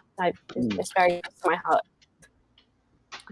I mean, I will say like though that it would be worth giving it a shot just to see what people would think about it, and maybe trying to tone it down a little bit or tone it back. Because you could do that. Easily, yeah. Just like they did The Office. But like, so I think that's definitely something to consider. For me personally, with Muppets Now, if I was to try to change Muppets Now, I would try to just have in a little bit more banter and just improvisation. Like, that's something that they really do succeed at, because these are really good comedians that are playing these characters or portraying these characters. Like, the people who Jim Henson brought on were legendary people who were really good at making comedy. If you ever watch a blooper reel for the Muppets, it's hilarious because they'll react and they'll interact with each other, and it's just super cool to watch. And so like that's something I think that could really help the show, is just more improvisation and more Statler and Waldorf. I think Ryan and I were talking about this when we were exiting Muppet Vision one night. We were talking about how something that really people like really laugh at whenever they go to Muppet Vision 3D is they laugh at Statler and Waldorf's jokes because they're very cynical. They're very they jab at these characters, and sometimes the characters will try to jab back, but then they'll just jab back even harder. It's just, that's the comical thing about Statler and Waldorf. And so if you have a little bit more cynical humor in there too, I don't think that's a bad thing either. And I think with the Beaker episode, that Beaker segment, that was a good explanation on how they can fight back a little bit more. Or Pepe's game show. I think the one thing that I would definitely do if I was in charge of the Muppets creation right now, or the Muppets creative content, for Muppets Now, bring back Skeeter. She's only been in Muppet Babies. She's never in the real Muppet Show or anything else. She's been in a couple, comic books here and there, but there's been no like adult Skeeter, and I would love to know what adult Skeeter's like. For sure. All right, so let's jump into now like what we're talking about. Let's take out that pinboard now. We're gonna do it. I want to talk about what you guys' plans are for the parks. If I can start with an idea that I had first, I'd love to jump in here. I would love to replace the Hall of Presidents with something. I mean, it's gonna happen eventually. I feel like I don't know how long this show is gonna kind of run. I know that it's their dedication to Walt Disney. Now, if they had to replace it, this is how I would do it with the Muppet Show. I would have or if they had to do this for Muppet 3D, Muppet Vision 3D, if they were to replace it, I would replace the whole show. Like, you're gonna have to get rid of it. I don't think there's any way to like try to update or anything like that. You can't do it. So get rid of it. So this would either go to Muppet Vision 3D or Hall of Presidents. You would have a Muppet improv show where they would take suggestions from the audience. They would kind of like Monsters Inc. Laugh Floor a little bit. And then you'd have these puppeteers working with actual Muppet figures, and they could work just like you see them on the Muppet, movies and stuff like that. And they could interact off each other. They could have little comedic skits and stuff like that. And so that's my own idea, at least for right now. That's just the base idea for that. It's a Muppet improv show that you can call it. And you can call it Muppets Now, just to throw it in there too. I like that. To kind of bounce off that idea, I think we're gonna see a lot of things change over the next decade at Disney in terms of the attractions and the messaging and theming behind the attractions. So honestly, I wouldn't be surprised if, with the content of Hall of Presidents being challenged right now, if the content of the American Adventure itself will end up being challenged as well. But with it being the Regal Eagle Smokehouse there already, I mean, I can see great moments in history with the Muppets becoming its own full-time show. Yes. Right there in the American Adventure Pavilion. That's my idea too. I love that idea. Oh, so just put that back there. No, you can take that. You can run with it. This is your time to shine, my friend. I think take it to the don't bank. run with sharp objects. I think personally, I would much rather see it replace Hall of Presidents, just because, as a little bit of a Imagineering nerd, all of the technology and intricacies that work with the American Adventure, and it being the show with the most animatronics of anything in Walt Disney World, I feel like that is something that shouldn't be taken away. And I think that the biggest thing that's holding the Hall of Presidents into where it is the presidential seal, which is the only presidential seal outside of the White House. But I feel like that has a much better home in the American Adventure. So I feel like it's easier to move the presidential seal to American Adventure than it would be to almost erase the mega structure that is the American Adventure. Mm-hmm. I do have a quick question about American Adventure. I don't obviously know much about it, but how does because obviously you get new presidents every 4 to 8 years, the show, because I didn't watch it on my last trip, I will say I skipped it. Do they add somebody new, do they close it and add someone new in? Yes. Because I think I remember Barack Obama being in it. I could make that up. So they add a new animatronic, and the sitting president records a new speech that gets played during the show. And sometimes eventually they're gonna run out. They're gonna run out of room eventually. Yeah. So, like, do they make random script, or do they just like add them? You know, so that's a touchy subject. The previous president gets their segment changed, and then the current sitting president kind of takes over that position. I'm just going to ask, is Trump in it? Yes. Yeah. Okay. And his animatronic is... His animatronic is not well thought out. I'm just going to say the animatronic was designed with Hillary Clinton in mind, and then they had to go to Plan B like immediately, and because that's exactly what it looks like. It genuinely does look like that. Good. I never thought that before. That's 100% correct. Okay. I didn't know how it works, but I think for me, like as a British person, the Hall of Presidents to me is a one and done. I do find history really interesting. Like I absolutely love it. Like where I'm like, this means absolutely nothing to any of you, but they have this thing in France where they talk about it's this place and it's basically like Disney, but for history. And all the shows in French, and I have absolutely no idea what's going on because I don't speak French. But like I find it so interesting, and for me, Hall of Presidents is like is a one and done. Obviously, they do bring new presidents, but if you think you guys get a new president on average like every 8 years, so it's like that show is running the same for 8 years. So I think something like the Muppets would spice it up. I do think because of the way politics works in America, I think putting something like the Muppets would be extremely touchy, especially with the term like Muppet itself. So I don't see Hall of Presidents being touched, but I do think American Adventure with Disney, like Bob Chapek loves his IPs, which I know to you guys is not a big thing, but for me, Epcot with IPs is something I can get behind. I think something like the Muppets I do see coming to Epcot rather than in like Liberty Square, and I do think I know it's not going to happen, but I'm all for the Hamilton Muppets. Like I would sit and watch a 3-hour like Broadway production in Epcot. I would then go to Epcot, so that's just me. But I do think like future things, the Muppets needs a second home, but I don't. As a British person watching your story, I've seen it once. You just update somebody new. It's an old attraction. It is not as exciting for me personally. So here's the question: How can we bring the Muppets into Animal Kingdom? Because they have a presence in Magic Kingdom, presence in Hollywood Studios, presence at Epcot. We got to give them an Animal Kingdom somehow. How can we do that? You could have a lot. You could have like animals and meet and greet, and you could put them in like a little room with his little drums. I'm thinking Animals Drum Solo Whirl, a roller coaster in Dinoland, USA. I think maybe. I can get behind that. I can get easy. So, and then it'll be Muppet World, not Walt Disney World. It'll be great. Right. I am probably the biggest Dinoland fan on the stream right now. Just because I love Dinoland so much. I love Chester and Hester's. I love the cheesiness. I love the backstory. I think it's so good that people miss it. That being said, I think you can keep the cheesiness of Chester and Hester and add in the Muppets. They are on the same level of cheese, I think. They definitely are.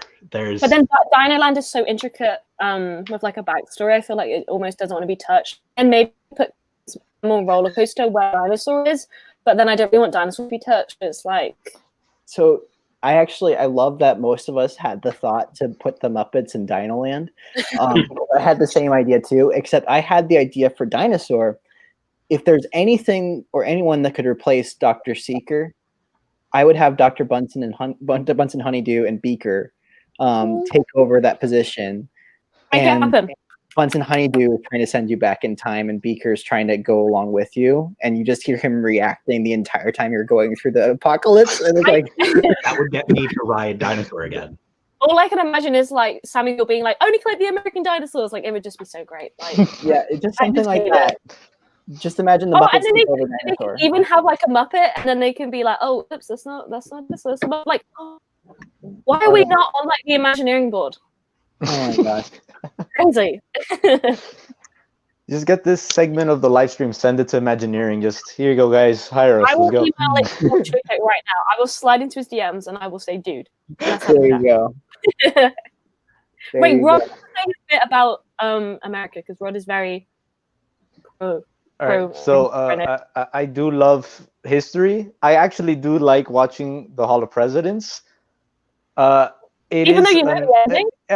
It's a very unpopular opinion, mine, liking the Hall of Presidents. I know a lot of people don't find it interesting at all. But if they were to change it for a Muppet show talking about American history, I could get behind that idea.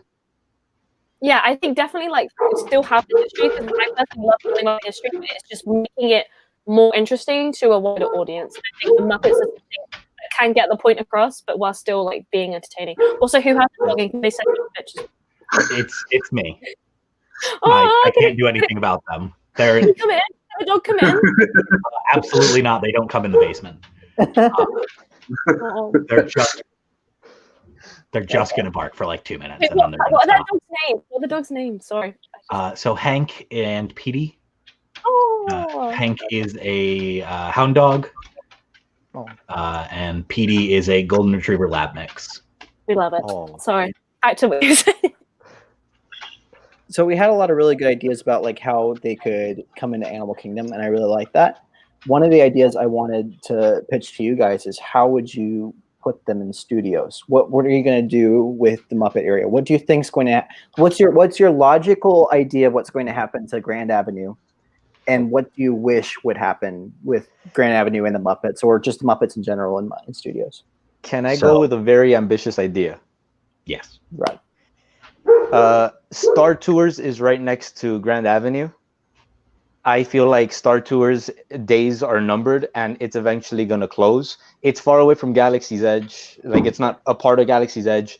So Grand Avenue takes over that spot and expands. Interesting that you think the Star Tours is going to go rather than the Muppets. That's interesting. Yeah.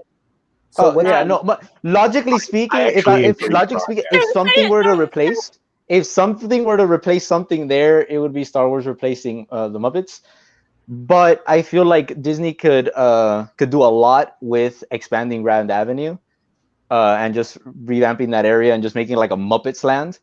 And if Disney wants to expand their Muppets area, they could do a good job with it. And I feel like they have a lot to work with. So I actually agree with Rod that I think that Star Tours is going away before Muppets.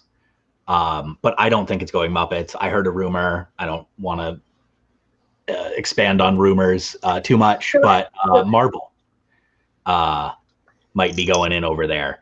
I didn't think they could. So you can't do most of the Avengers. You could do other things like X-Men, Doctor Strange. Black Panther is the rumor that I heard going in there. Yeah. I think that's a really great idea. But instead of expanding that direction, as much as I love Mama Melrose, that is the only standout over there, other than that little Christmas shop, that isn't Muppets inside Muppet Courtyard. So I think expanding over that direction is a lot more logical than expanding out of the courtyard. I think that Muppets continuing to take over the rest of Muppets Courtyard is something that would happen a lot sooner. I'll tell you guys just from the cast member perspective on that. Behind that wall, though, is the parking lot for us, though. And so you could expand over there. However, then that would create the issue of. Yeah, that's. I mean, was how thinking many about times expanding before? that way. Sorry, go ahead, Rod. Go. No, go for it. I was saying, how many times before has Disney torn up a existing parking lot and then have to find somewhere else new to put you guys, end up shuttling you in from 5 miles away? You're right. Fair play. Fair play. That's all I had. Fair play. No, that's a really good idea too. I almost had the idea when Ryan was talking. I thought he was going to talk about theming Mama Melrose into a Swedish Chef restaurant. Oh my God! Yeah, that's the best idea. You could have a live chef, and like you could have Swedish Chef. Yeah, you could have an open kitchen concept. Exactly, and like you can see him making food or something like that every now and then, or something, or he'll come out and do a show or something. I don't know. Yes. Hey, Swedish Chef at Food and Wine. Just saying. That'd be good. I mean, so that's a great idea. I think that's something that's also kind of logical that you could do as well. Like you could also maybe throw them in the Regal Eagle Smokehouse. Yeah. And have them do a live show there. I think that would be good. Is I he feel like- one of the things that's plaqued on the wall? Because I know that he should be. Gonzo is one, and the dog Ralph is one of them. I think Janice is one from the Electric Mayhem. Yeah, because they all have like awards of like their different barbecue styles. Yeah. On the topic of Electric Mayhem, this is really out there, but if you picked up Rock and Roller Coaster and moved it, you could have the Electric Mayhem as Rock and Roller Coaster. Don't touch my Rock and Roller Coaster. Yeah, no, that would be so good. Imagine like jamming out. No. That whole Aerosmith. Move it. Aerosmith though. They did it with Dumbo.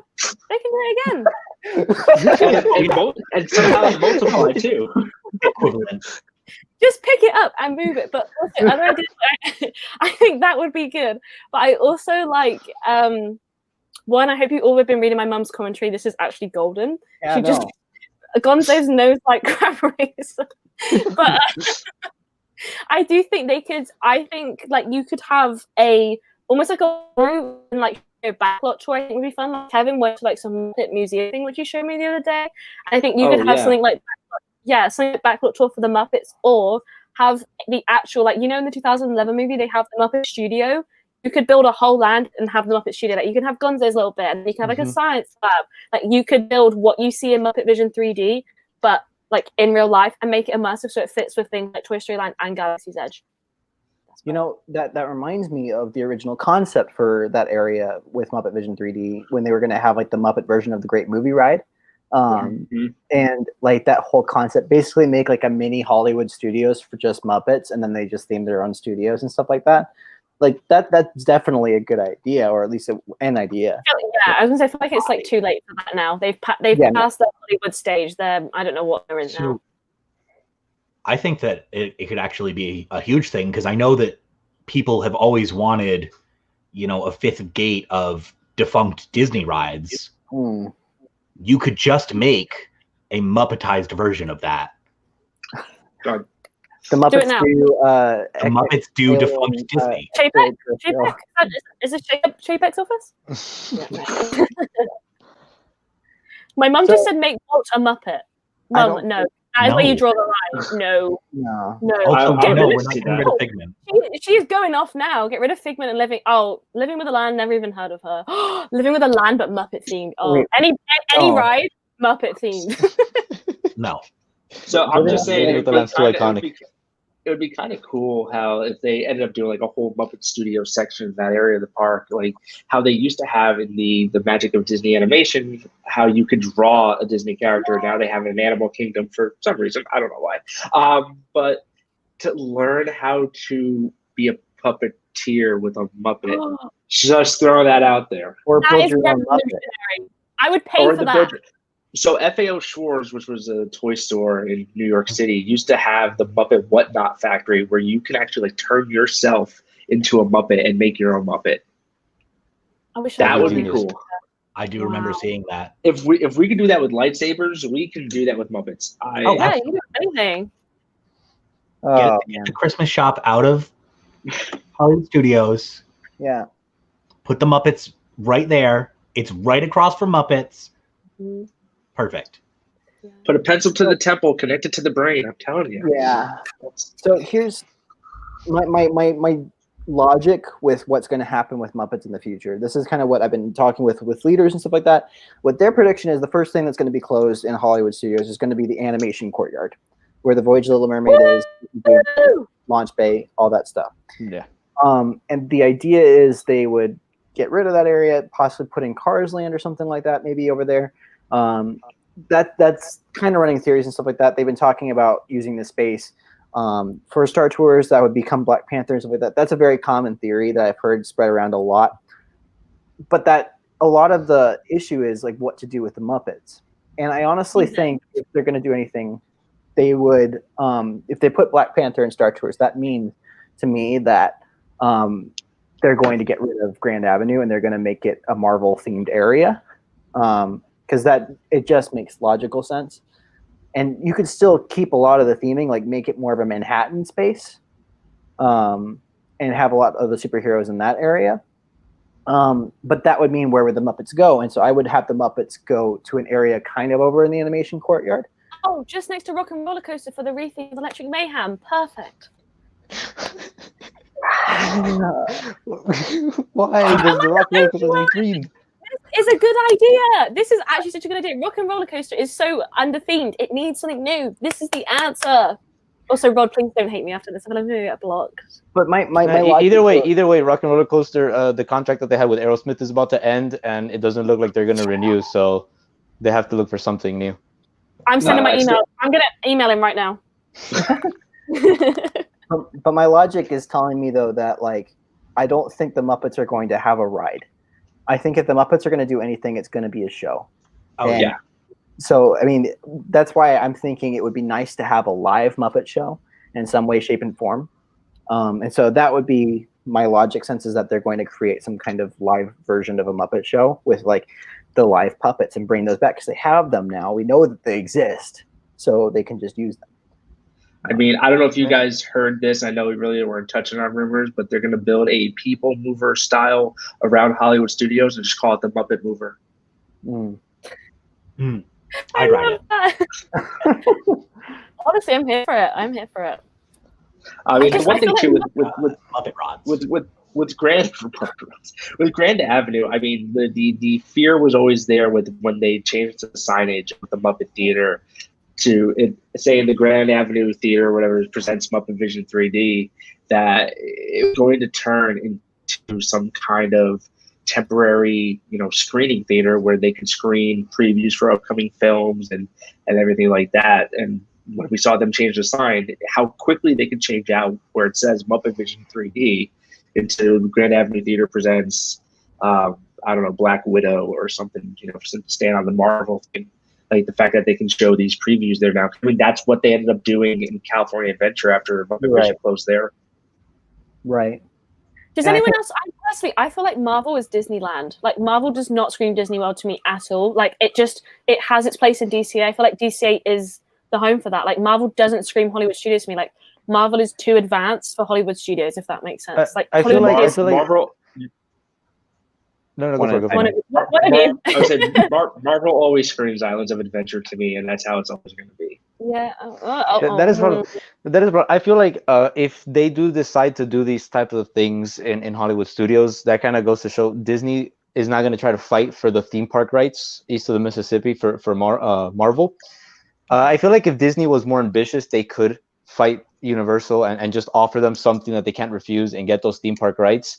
And if they actually do that, they could build a whole theme park based off of Marvel.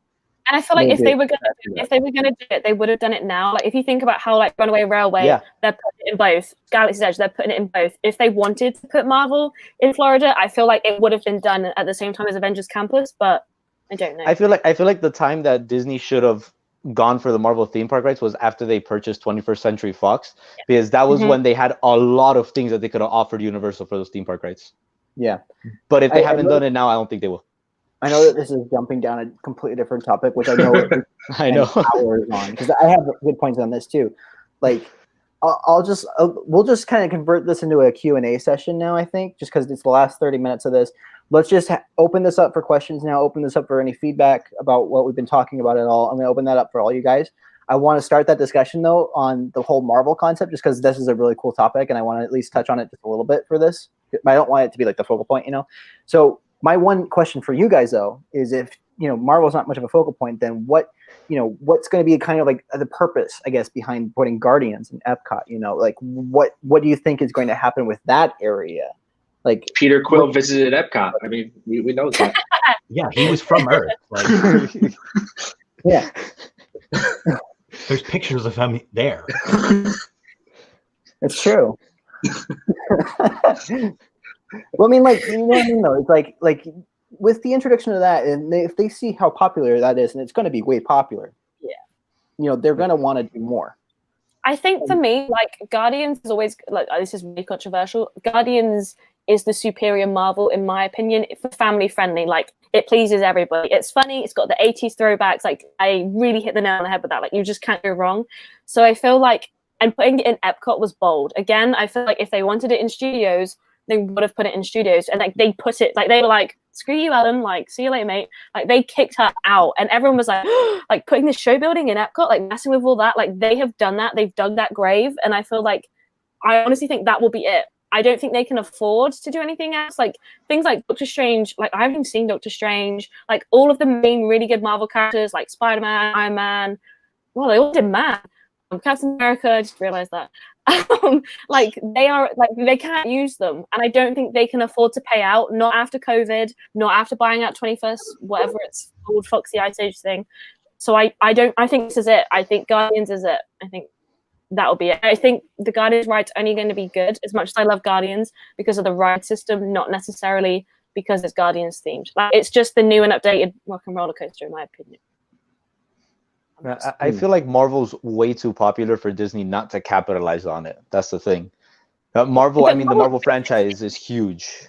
Yeah, but isn't it over? No, Like, it's continuously going. It's going into new phases and stuff like that. Like, Oh, they're yeah. coming out with the Black Widow movie soon, and Right. then Okay. But I mean, but if they can do it by now, I mean, Endgame became the highest grossing film of all time. I mean, Yeah, and that's how popular. That's how Avatar popular is Marvel is. The problem is it's 95% of the characters they can't use the intellectual property. That's the other problem. That's Which the is why I felt like they really can't afford it now. Which is why I felt like Disney should have gone for those theme park rights. I mean, if they would have gone for those theme park rights and acquired them, they could have done so much. I mean, I'm sure they tried. I'm telling you, I'm a whole sure theme they park. did. Yeah, I know. Superhero Island is too popular. But Superhero Island, in my opinion, it's not great. The Hulk is the highlight. Move the Hulk somewhere else, and you haven't got anything there. It's the theming is just. It's like Disney could do so much more. Like, things like Harry Potter belong to Universal. That's not a Disney thing, in my opinion. But like things like Marvel, they should just, again, when they get these giant cranes, pick up the Hulk, move it into maybe Hollywood Studios in this new bit of land where the car park is, and because then Disney's got a big thrill night on there. And then, like, maybe make like a little Spider-Man meet and greet with the actual Tom Holland. I'm happy. This is why I'm not CEO, by the way. He's abundantly good.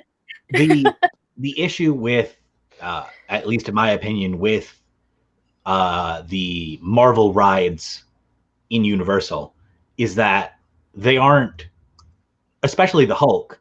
The Hulk is a great roller coaster. There's almost no story to it. Yeah. It feels like a Six Flags attraction. I just saw Kevin's comment. Trolls World Tour, rock and roller coaster. Oh gosh. Oh, do you remember when the rumor was that Jonas Brothers were taking over Rock and Roller Coaster? Oh yeah. That was a dark time. Look, I'm still gonna I'm just gonna throw this out there. That would be the perfect attraction to do a Goofy movie. We're on the way to a Powerline concert. We're listening to a Powerline concert. We go through all the stops on their road trip. That's 100% true. That you can't go wrong with Powerline. Right, that would be it. If the contract's ending, you never know. Wait, that is a good question. What do we think is coming next? Maybe One Direction. Oh, wait. No. Maybe this is why One Direction can get back together. Their reunion is going to be on this ride. No. Oh, I knew it. Can we kick Emily out of here? Oh my God. What's it going to be then? There's like no really big bands at the moment compared to what there were in the past. I mean, I think the rumor's still there for the Monsters Inc. Door Chase roller coaster. Oh, as in like completely not getting a new band. Oh, okay. So like they rethemed Hamilton. Oh, imagine that. Oh, yes. Someone's saying High School Musical, the road. There you go. High School Musical. I'm in. I mean, hear me out. High School Musical, the TV show, was pretty popular. Let's do High School Musical, the musical, the ride. Catchy, easy to say. Yeah, we just continue to expand the name. High School Musical, the series. The whole ride will actually just be it listing its name. This is quickly turning into a Spaceballs, the T-shirt, Spaceballs, the action figure. Yeah. Why, Mum? The Beatles are dead, aren't they? The Beatles. Whoa, no, 2 of them are alive. Calm down. But I mean, like, there is no current The Beatles. There is no current, like, if Disney were to just put a new band, like, they couldn't, if you know what I mean. Also, the rights to Beatles music is incredibly expensive. Yeah, I don't think they would. But like, reading these options like Bon Jovi, they're not current. So I guess maybe, like you said, like Monsters Inc., it'll just get a complete new. I have a feeling that ride will be completely new. I've heard, Yeah. like you mentioned I don't think they're- about, like the sensitizing of Disney rides. I've heard there is a team for this. I don't know how true this is. Apparently, they've recently hired a team to look at things like Country Bears. I hate to say it, like Tiki Room, and they're like being eagle-eyed on. So maybe we will see a lot more like retheming. I've completely spun this on some whole other thing. Like see more retheming rather than new rides. If that makes sense. Like things that rock and like I don't even know where I was going with this. Actually, I'm not even going to pretend I did. So the Muppets were fun. Paul, yes, that's the best idea. Yes. Rock and Roller Coaster, change it to that. This must pull the lever crunch. So I feel like that would have to be a drop coaster though. Like you have to like. You could just scrap it. When they moved the Rock and Roller Coaster to Grand Avenue, What's with you in moving things? I know. I think back like, to his it's fun a day, Dumbo, you know. she's How did they she's move walking Dumbo? forward. I don't know. Did they pick Dumbo up? Does anybody Dumbo know? is a completely different ride than a whole. Dumbo Just can be crane. lifted by a crane. Yeah, so good Rock and Roller Coaster. No, Just take Rock and Roller Coaster is a massive building. Just get lots of cranes. Honestly, easily done. Easily done. Brian, I- just get lots of crane. I would do it. Just like maybe 3. Okay, maybe 3 cranes. That's all you I need. understand that when that came out, it was the largest indoor roller coaster. Oh, this is really off topic. Will they ever fix the Yeti? I'm just going on some like. Okay, Like- Andy, can you? Moderate. Yes, got it. All right, we're gonna pause on Emily just for a little bit. I want to hear more from you guys, the people who are actually watching this content right now, or hopefully you guys are still here after all of our ramblings. But did you guys have any thoughts or any questions that you guys wanted to ask any of us? Like questions, ideas, like Emily just posted. We're this is all we yeah. So Paul right there saying with all right, then take out Tower of Terror and replace it with the lever coaster. I mean, let's face it, Rock and Roller Coaster and Tower of Terror are the only 2 rides with intellectual properties that aren't Disney anymore.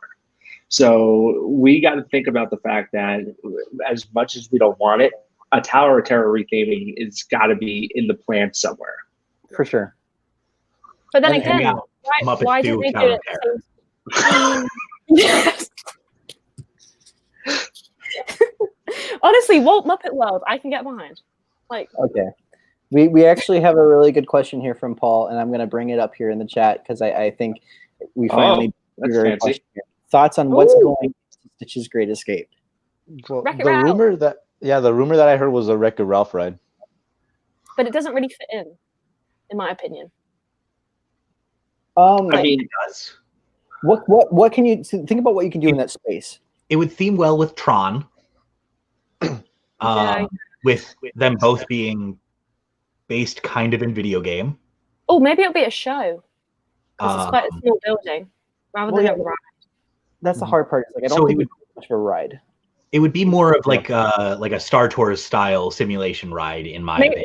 Maybe they'll move Rock and Roller Coasters to Magic Kingdom with the great. I'm done with the great. Hey, I love your move Rock and Roller Coaster idea. We're gonna pin it. We'll come back to it eventually. We'll come back to it when we hear that it's going away. Rod, I'm going to mail this to you in Texas. If you could pin it all the way over there, that'd be wonderful. I got you. That As is far far away as possible. farthest away. I'll throw it over to you. Ready? Catch it. All right, I got it. I've been away the wrong way. Went all It's the way so late around. at night. Oh my gosh. Well, here's the thing with the retheme of Stitch's Great Escape. Do we think that it's going to be?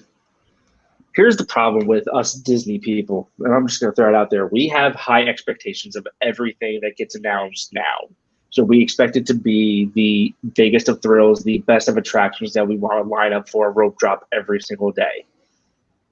It can happen for that. For example, Navi River Journey, everyone expects greatness from it because it's in the same land as Flight of Passage, but it's not supposed to be that kind of ride.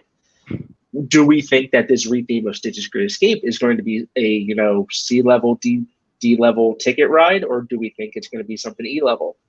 I think it's not going to be anything great because Tron's the new Space Mountain, if that makes sense. So I feel like it's just going to be something put in. Yeah, you're going to have Tron and Space Mountain in Tomorrowland. I don't think they're going to throw in another major ride, another major title ride. It's not going to happen. Could they maybe do something with the Monsters Inc. building, like Laugh Floor? Is there a way they maybe have like a tunnel? I don't know. Don't touch that. Getting a bit skeptical. No, I think Laugh Floor doesn't fit. Laugh Floor is it's what we have left of good improvisational comedy. I love it. It's not in the right place. Like that to me is a Hollywood Studios kind of thing. Now, let me ask you this. Do you think that would belong better in the play pavilion is going to be at Epcot, since that's supposed to be this big city? Yeah, I think that would be perfect. I feel like that's like sort of indie vibe, like America, you have you go to the Friday night, I don't know what it's called, things. I feel like that would fit in play pavilion, but it doesn't fit in Tomorrowland for me. I think in terms of fitting into the play pavilion, I think whatever they have planned for the Wreck-It Ralph ride, I think that would fit more into the play pavilion than anything else. And then they could try to fill that hole with something else. I mean, I've always thought of something like maybe Meet the Robinsons, because that movie does not get enough love, and it deserves to be in the parks. I love that. I love that so much. I just highly doubt they're going to revisit that property again. No. And that's the worst part. So that begs the question, though, if it's not Wreck-It Ralph, it's not Stitch, it's not going to be any of those things, what's going in that space? I don't think it's – I think I agree with all your points. I don't think it's going to be anything big, because they have too much stuff that's big over there. If they overload Tomorrowland, it's just going to be a mess. And so I think it has to be a show. I don't think it's going to be IP either. I think it'll be original. That's a good point too. I know obviously Budget Cut Bob likes to do things his way and chuck IPs in, but there is no more IPs that fit in. So I think for them it'd be best going for an original idea. But what that original idea is, I don't know. You can do a lot. It's quite a big space for a really good show. Everyone wants more aircon in Florida anyway. I think maybe something like Stitch's Great Escape, like a ride show, if that makes sense. I don't know what ride you would do, but something that you could sit in. Well, the way it's kind of shaped, how many of you guys actually got to go to Stitch's Great Escape or Aliens Extraterrestrial Encounter? Raise your hand. I just remember crying. I don't really remember. I mean, that's fair too. But I mean, the way that the theater's set up, it's all in a circle. It's completely surrounding this single pillar thing. And so the things that kind of come to my mind are astronomy or something like that. That's the whole aspect of space and maybe like Treasure Planet. And this is probably pushing it a bit now. If you really want to talk about properties, we really want to talk about properties that they're never going to touch again. Oh, that's hard. We believe here. I think it's going to be they're going to do Treasure Planet and Atlantis. I think that's really what they're going for. Will they just leave it? I love those movies. Yeah. Does the space need something? Chicken Little and Home on the Range. No, that would work perfectly because the aliens could be invading again, like in Chicken Little, which makes perfect sense in the Chicken Little movie. Oh my god. We just need to have riff tracks or a Mystery Science Theater movie panel or something like that where we just riff on the post Golden Age movies of Disney.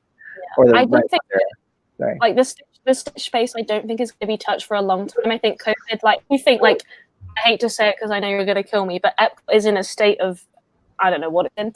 And I think that for them they need to get back so you can have actual walkways and things. So I think things like Stitch and I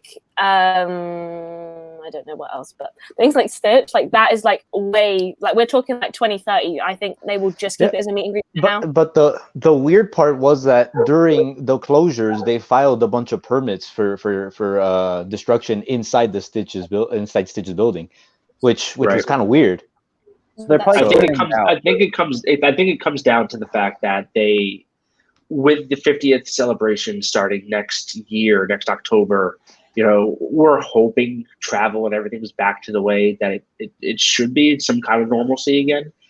So I think they definitely, with that building and that attraction, they definitely, it's not going to be something big. It's definitely going to be something that they want to have, like Andy mentioned before with Muppet Vision, how it has 500 people go through, and they're definitely going to want something, because if for the 50th celebration, if things are normal, it's going to be crowded there.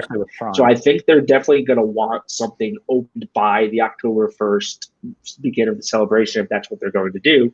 Because if Tron is open, I mean, it may not be, we don't know that yet, but if we know that there's going to be people at the park for that celebration, they're going to want something to make sure that the people are somewhere. On like the topic of the 50th, do we I don't actually know what's still going ahead and what's been cancelled. I don't know if anybody knows if there's like what is like the 50th to me right now is Tron. Is that, am I correct in saying that's Tron? And they're actually replacing Living with the Land for every other ride in Walt Disney World. So it's just like 3 other versions. So. I'm coming back now. Get me on that next flight. Small World is going to be into a Living with the Land edition for Magic Kingdom, where they talk about that too. I really think it's my favorite. Meditations that exist in Tangled as well are going to be featured in the new. Think of Living with the Land, but with upside down loops and corkscrews inside the Rock and Roller Coaster. I would promise. Can we petition for that actually? Can we petition for that actually? That'd be awesome. It's going to be the same speed as Living with the Land, though. There's no more launch. Yeah. It's just a slow, gradual throughout the entire ride. You're just going the entire track, just living with the land speed. Right. Geez, we got derailed. So for real though, what is coming for the 50th? I think that they, honestly, one of the best moves that Disney could do right now is turning. I know Stitch is currently mostly a meet and greet seasonally.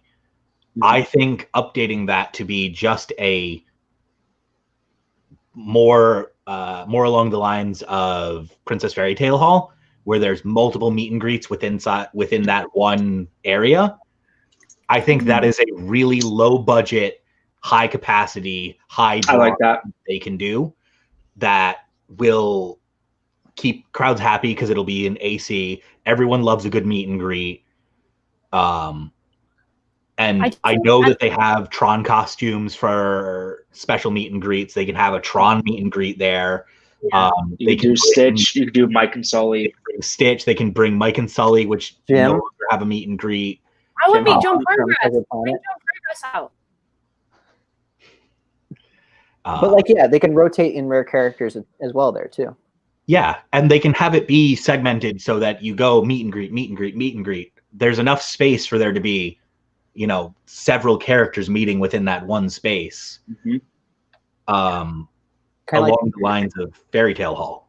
Or kind of like the character experience thing at Epcot, where it was the character spot thing. Yes. Yeah. That's definitely possible.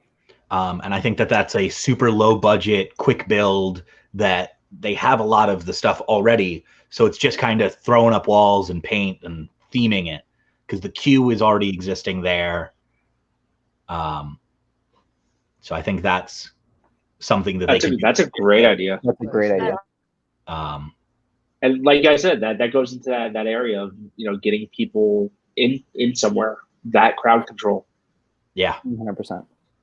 And back to the 50th again. Sorry, what are they for the 50th? What is actually happening other than Tron and they painted the castle? Because that's supposed to be 50 things. So I'm sure that a lot of things have been postponed, from what I understand, and I'm sure there's a list somewhere. I know that Tron will be up. We're going to have Ratatouille up as well. And there's going to be, they're also announcing things. I think the thing is, from what I've heard, Splash Mountain's wreathing was going to be a part of what was going to be announced during the 50th. They just were able to do it just because it was also around a topical time period as well, was announcing the Splash wreathing. I 100% see that was something that they were planning in the pipeline to announce during the 50th. But they were that's what they're talking for 50 new things. They're also going to be talking about what else they're going to be releasing during the 50th.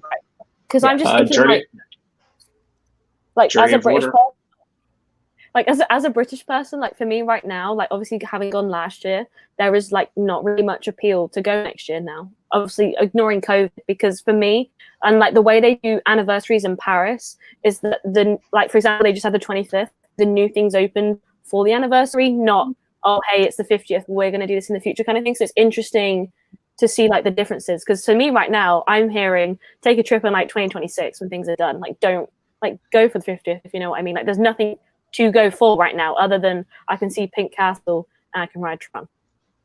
So from what I remember of, they already released that 50 things that they're doing for the 50th list. I want to say it was something along the lines of 13 or 14 of them were already things that existed and had been made within the last 2 to 3 years. Right. See, that I don't know how I feel about that. Like because they wanted it to be, oh, we have 50 things. Yeah. Really, they're doing about 30 some odd things. Yeah. Which is still a lot to do all at once. It's just a shame things like Epcot, especially because of like COVID, are so still like not even with regards to just walk around theme experience so dismantled. I think if they can't get that up by the 50th, like that is going to be like such a shame. Like I was really looking forward to like liking Epcot again. So well, I mean, what was it? Was it the 100 Years of Magic celebration where they got something from all other theme parks around the world and placed it within one of the other theme parks? So I mean, I forgot what Magic Kingdom got, but Epcot got Soarin', Hollywood Studios got Lights, Motors, Action. Oh, I didn't know Animal that. Kingdom got something else. I forget exactly what Animal Kingdom, Magic Kingdom got, but it was something that was announced during that celebration. It's like, hey, this is what we're giving to you as a gift, which was weird because it was Walt's birthday. But yeah, so it was one of those things that was announced. But yeah, I guess America does it like different to how they do it in Paris. And Paris is very much a we have made this for you to come see, not a okay, that's interesting, I'm gonna like cancel my trip. No, that was but so here's the other thing to think about too. When Disneyland had their what was it, their 60th anniversary or whatever, like that celebration ran for like a year and a half. Yeah, like, that's what they do in Paris, 18 months. So I mean, like I went like a year and a half after, and then I see all the decorations are all celebrating. I'm like, it's about to turn like 61 or 62 by now. But I think that's what they're going to do as well with Walt Disney World. Is it's going to go for a while, especially because of the virus, everything that happened there. They're going to maybe even 2 years. I mean, look at how long they celebrated Mickey's 90th. Yeah. I think we had a question as well. I don't know if we saw that. Yeah, the one about Primeval Whirl.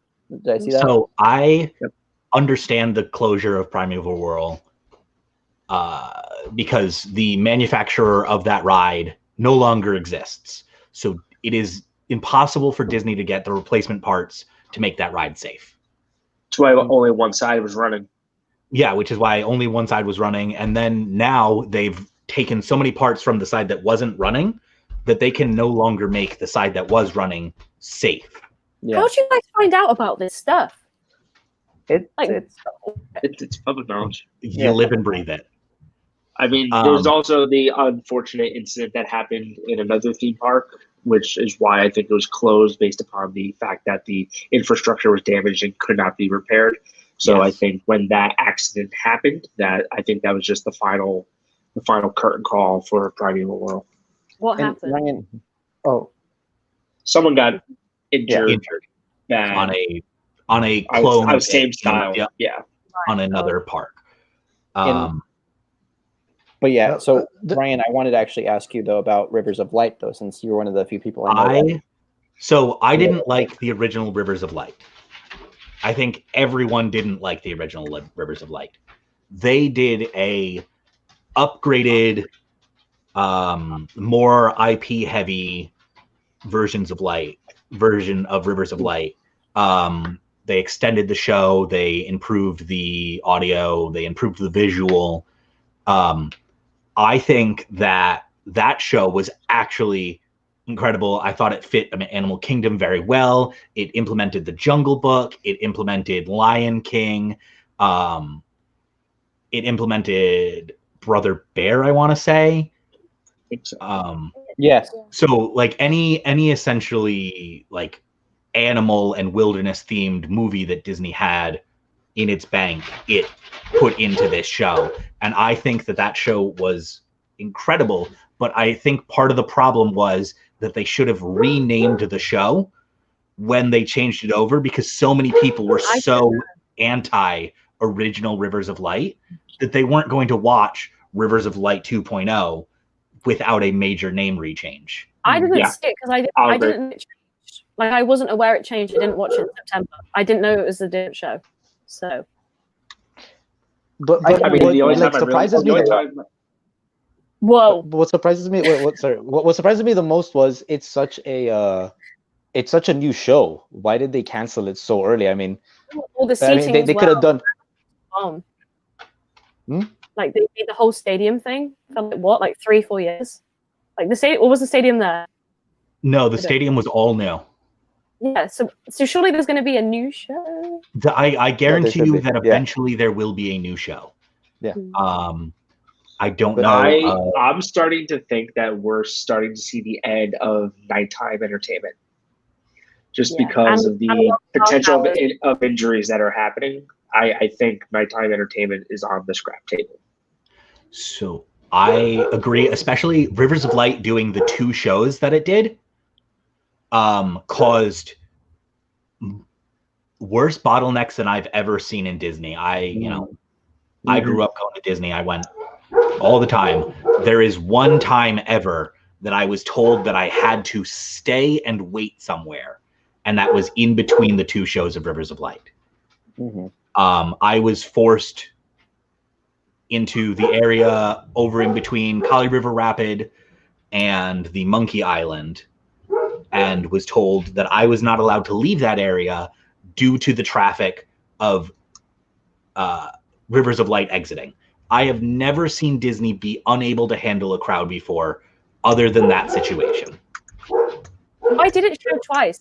Like they only showed like Half Live After once. Like, why Rivers of Light twice? Rivers of Light has a next to nothing per show cost, because there's no fireworks, there's no streamers, there's no nothing. So it is literally the electrical bill, which Disney has no issue paying the electric bill. There is also little to no setup time between the shows. So that's why they're able to do it twice. Especially once they removed the actors, it's literally water jets and projectors. So it costs next to nothing for them to run that show. So that's why they were able to do it twice. That and tiny seating capacity. Yeah, I think like the like talking back to like Primeval World and Rivers of Light, I think Animal Kingdom is very unfortunate with what it gets. I'd be interested to see if the Primeval World area, like a ride, like will they like scrap the ride and put nothing there? Will they put a new attraction in? Like, or is this like the end of Dino Land as we know it? I think this is the end of Dino Land as we know it. I think we're going to start seeing the Indiana Jones land actually come to fruition, especially with them wanting to produce an Indiana Jones new movie. I think where you want to pick up and move things, I think you're ready to pick up the ride from California and drop it in Animal Kingdom. Yeah, because that would be awesome. Dinosaurs, like, yeah. No, don't fly it. Just train it over. Just free train. What am I thinking? Sorry. Real quick, just going to throw this out there, just randomly off topic. Ryan, your dog sounds exactly like the dog from Living with the Land. It does. No, it doesn't. Voice actor, yes. That's what's happening. Ryan's on a green screen right now, and he's actually writing Living with the Land. I've been writing Living with the Land this whole time. So, I mean, just to get my own thoughts on Rivers of Light, I think I can definitely see the problems with bottleneck and with nighttime shows, especially at Animal Kingdom. I think they're stuck right now trying to figure out what to do with a nighttime show at Animal Kingdom. But I think they made a really good breakthrough with the tree lighting thing, with the light shows on the tree. Yeah. And I think that's an area where they can try to see, okay, look, we can do something here. And so I think I could easily see them doing something in that space. Like in winter, they expanded it. They created new Tree of Life Awakening shows based off the holiday season. So I feel like they should expand on them, create new shows, and you could also theme them based off which like spring, summer, fall, things like that, and you can have different ones like that. 100%. I agree with that. I also think that is one of those ones that the Tree of Life can be seen from almost everywhere in Animal Kingdom. So, and the projections work from everywhere where you can see the tree. So I think that it cuts down on bottlenecking. It, you know, there won't be anybody having to have a bad view. It's, yeah. I think for me too, like, it's cool to experience the Animal Kingdom at night, but for me, when I was growing up, when it first opened, I mean, I was so used to it closing at 5 p.m. every single day, and like there not being any kind of nighttime entertainment. I remember my first time in 2007 when there was an extra magic hours at night, and I got to ride Expedition Everest at night. I was like, this is the coolest thing ever. Why do we not get to do it more? So it's one of those things for me. It's like, okay, but Animal Kingdom at night is still kind of new-ish to me. Yeah. But like Paul said in the chat, you know, and Pandora is the nighttime entertainment in Animal Kingdom. Like, you saw the Pandora drummers coming out, just the whole atmosphere there. And like I said in the chat as well, I'm just surprised that they actually let it be as dark as they need it to be there for the bioluminescence, because it can be a tripping hazard if you don't know where you're going there. Mm-hmm. The thing I don't get is, like, you've mentioned about like rivers of like bottlenecking, how Disney can perfectly execute this at like 3 other theme parks, and they've just gone, I don't know what to do at Animal Kingdom like that. And like, just because I went to, like, this is my little flex, I went to the control tower for Rivers of Light, and like seeing how much like tech was in there, how much money they've spent on these floats. Like, I know obviously now they've built, it didn't cost a lot. It just, to me, it seems like it did not get its fair run. I think for Animal Kingdom, Rivers of Light was like as good as you were going to get. Like, what else can you do other than getting, like, I don't know, animals dancing on floats? But I do not support that because that's wrong. But like, there's no alternative. Like, I don't know what I honestly think they will use that stage for a daytime show now. And I think nighttime shows at Animal Kingdom are a thing of the past. They'll want you to be in Pandora because they've like paid all that money for bioluminescence. Maybe they'll do a later show of like the Pandora drummers or something. But I do think this is, other than Tree of Life or Pandora, I think it's done. Yeah. I agree. I think that the seating out there is much better suited for a daytime show. Mm-hmm. I agree. You could just do like the Up show, but on water. Because they could just pick the building up and put it in the middle of the lake. Or Moana. Again, just lift it with the crane and just... Yeah, we could do Moana. We could do a Moana. No, Moana and Animal Kingdom. We have too many Moana attractions already in Animal Kingdom. Yeah, Andy's found them all, so like... You're right. Just, what is happening with that? Is it getting built? Like, I'm really out of the lake. It's been delayed. Speaking of... Andy, real quick, when I gave you the inspiration for the poll the other week about the 4 styles of rides being the exact same and 3 even being in the same park, and trying to figure out which one's the worst, you know, I got to go back here. I voted for a Triceratops spin as the worst just because whatever. I take it back. Calm down, all right. Magic Carpets of Aladdin, the worst. Why? Because the bottleneck that it creates being in the middle of Adventureland. That space could just be left blank. Nobody needed something to go in it. Like, if you just watch like opening like Disney World footage, or any time that they did some kind of special in Disney World, and you look at the space that they had, it's just, I mean, it's just so nice. It's glorious. I miss it. You could have had a seated area for the Dole Whip place too. That's right there too. But they kind of throw all that away when you put in a ride there. That doesn't need to be there. What I don't get is why we need 3 versions of Dumbo, because it takes away from the magic of Dumbo. Like, I understand it's probably like a really cheap ride to redo, but like in Magic Kingdom, you literally have 2 of the same ride for no apparent reason. I got in some giant argument on TikTok about this because I said that the Magic Carpets was the worst ride, and everyone's like, "Oh, but it fits so well in the area." No, it doesn't. Aladdin does not. You're in Hawaii, in there, Polynesia. This is what I don't get. I don't. Aladdin is not Adventureland. Like, I'm sorry to say it. He does not fit.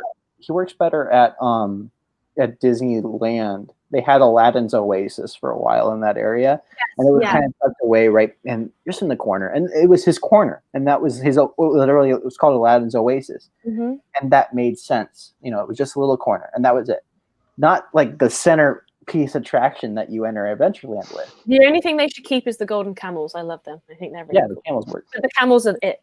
Cut everything else. Also, people have mentioned Zootopia. Yeah, people have mentioned Zootopia. I think Zootopia taking over Dino Land USA, I can get behind that, and also Beastly Kingdom. I'm like desperate for Beastly Kingdom. Beastly Kingdom's never happening. Never happening. They haven't changed the sign yet. You never know. It's go to Islands of Adventure if you want to go to Beastly Kingdom. Okay. Why? Because the Imagineers who were in charge of the the Beastly Kingdom project, no, they went and designed the whole theme park of Islands of Adventure after their concept of Beastly Kingdom. Yeah, other than Joe. Joe Rohde's the only one who didn't. Yeah. We forever stand. What a queen. But now they have Marvel and Harry Potter and Seuss Land rather than dragons. But it's okay. Joe Rohde's also the reason that they that Disney doesn't have Harry Potter. Well, Disney isn't Harry Potter to me screams Universal. It is not Disney. Well, that's the thing is like when Disney actually, J.K. Rowling actually originally went to Disney for the theme park rights. Like she brought ideas and they're like, "What do you got?" You know, and they were completely lowballing her with all of their suggestions. They were terrible ideas. If you ever look in the idea, like the ideas that Disney had for their own version of Harry Potter World, they were atrocious. They were despicable. Like what Universal did made Disney have to work harder, which was great. Yes. And I mean, which was Pandora. Yeah, which is why we have the amazing thing that is Pandora. I think, and one of my biggest worries of Harry Potter is that it's so already built for Disney to take something on like that they don't own. I was a bit like, oh, and then when like Pandora happens, obviously Avatar is such a big movie, but like they really did pull it off. Like you guys have probably seen the Imagineering story. Like even like Joe, he was like, oh, I don't really know how this fits, but they really did pull it off. And I think Pandora is like the beginning of a new era of Disney with their lands. Like obviously we've seen Galaxy's Edge, we've seen Toy Story Land, and I personally prefer these immersive lands. But I think how many of these things like you can't.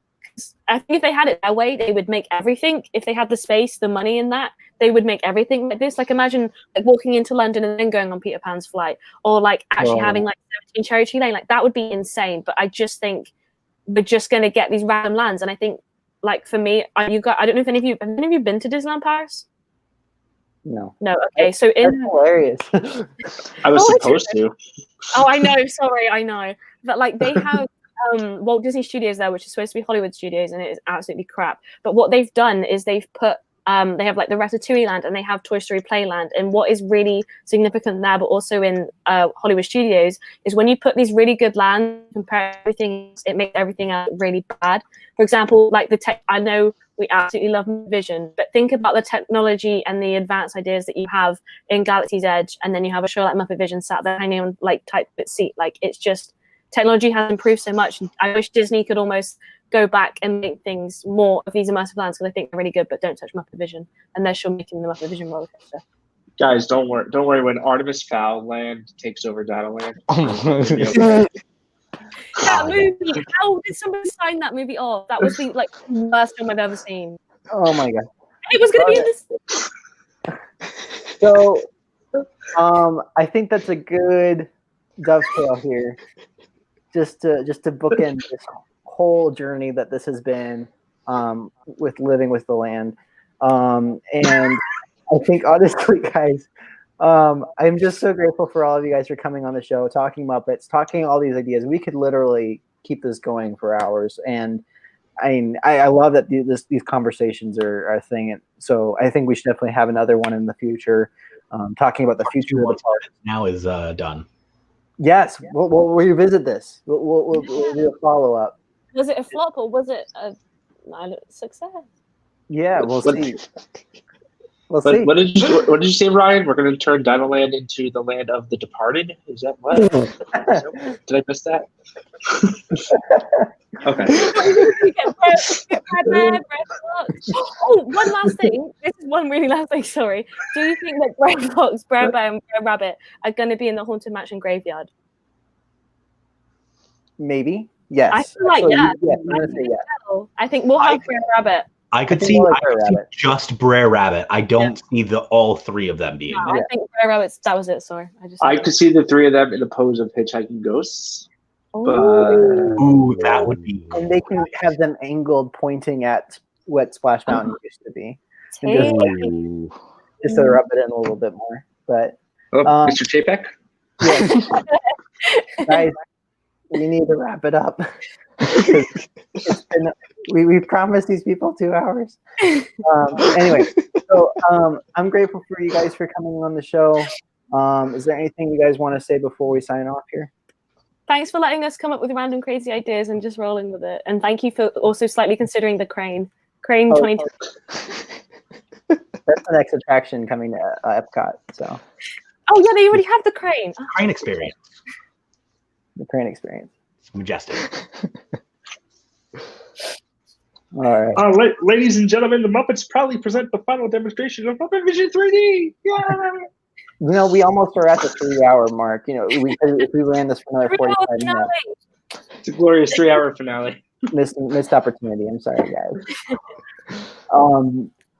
Well, thank you guys so much. Please, for those of you who are watching, please go check out all these guys in their very respected profiles. I listed, I think, all of them in the description below. If you guys don't see it, just let me know. Please do follow them because they're all really great people. And I'm really grateful that you guys are all my friends, and I'm grateful that we're all able to do this tonight. But thank you guys so much for watching, guys. Please just let me know if you guys want to come on the show, or let me know if any of you guys want to talk about anything specifically on the playground. We'd always love to have you guys on. But until that next time, guys, we'll all see you real soon.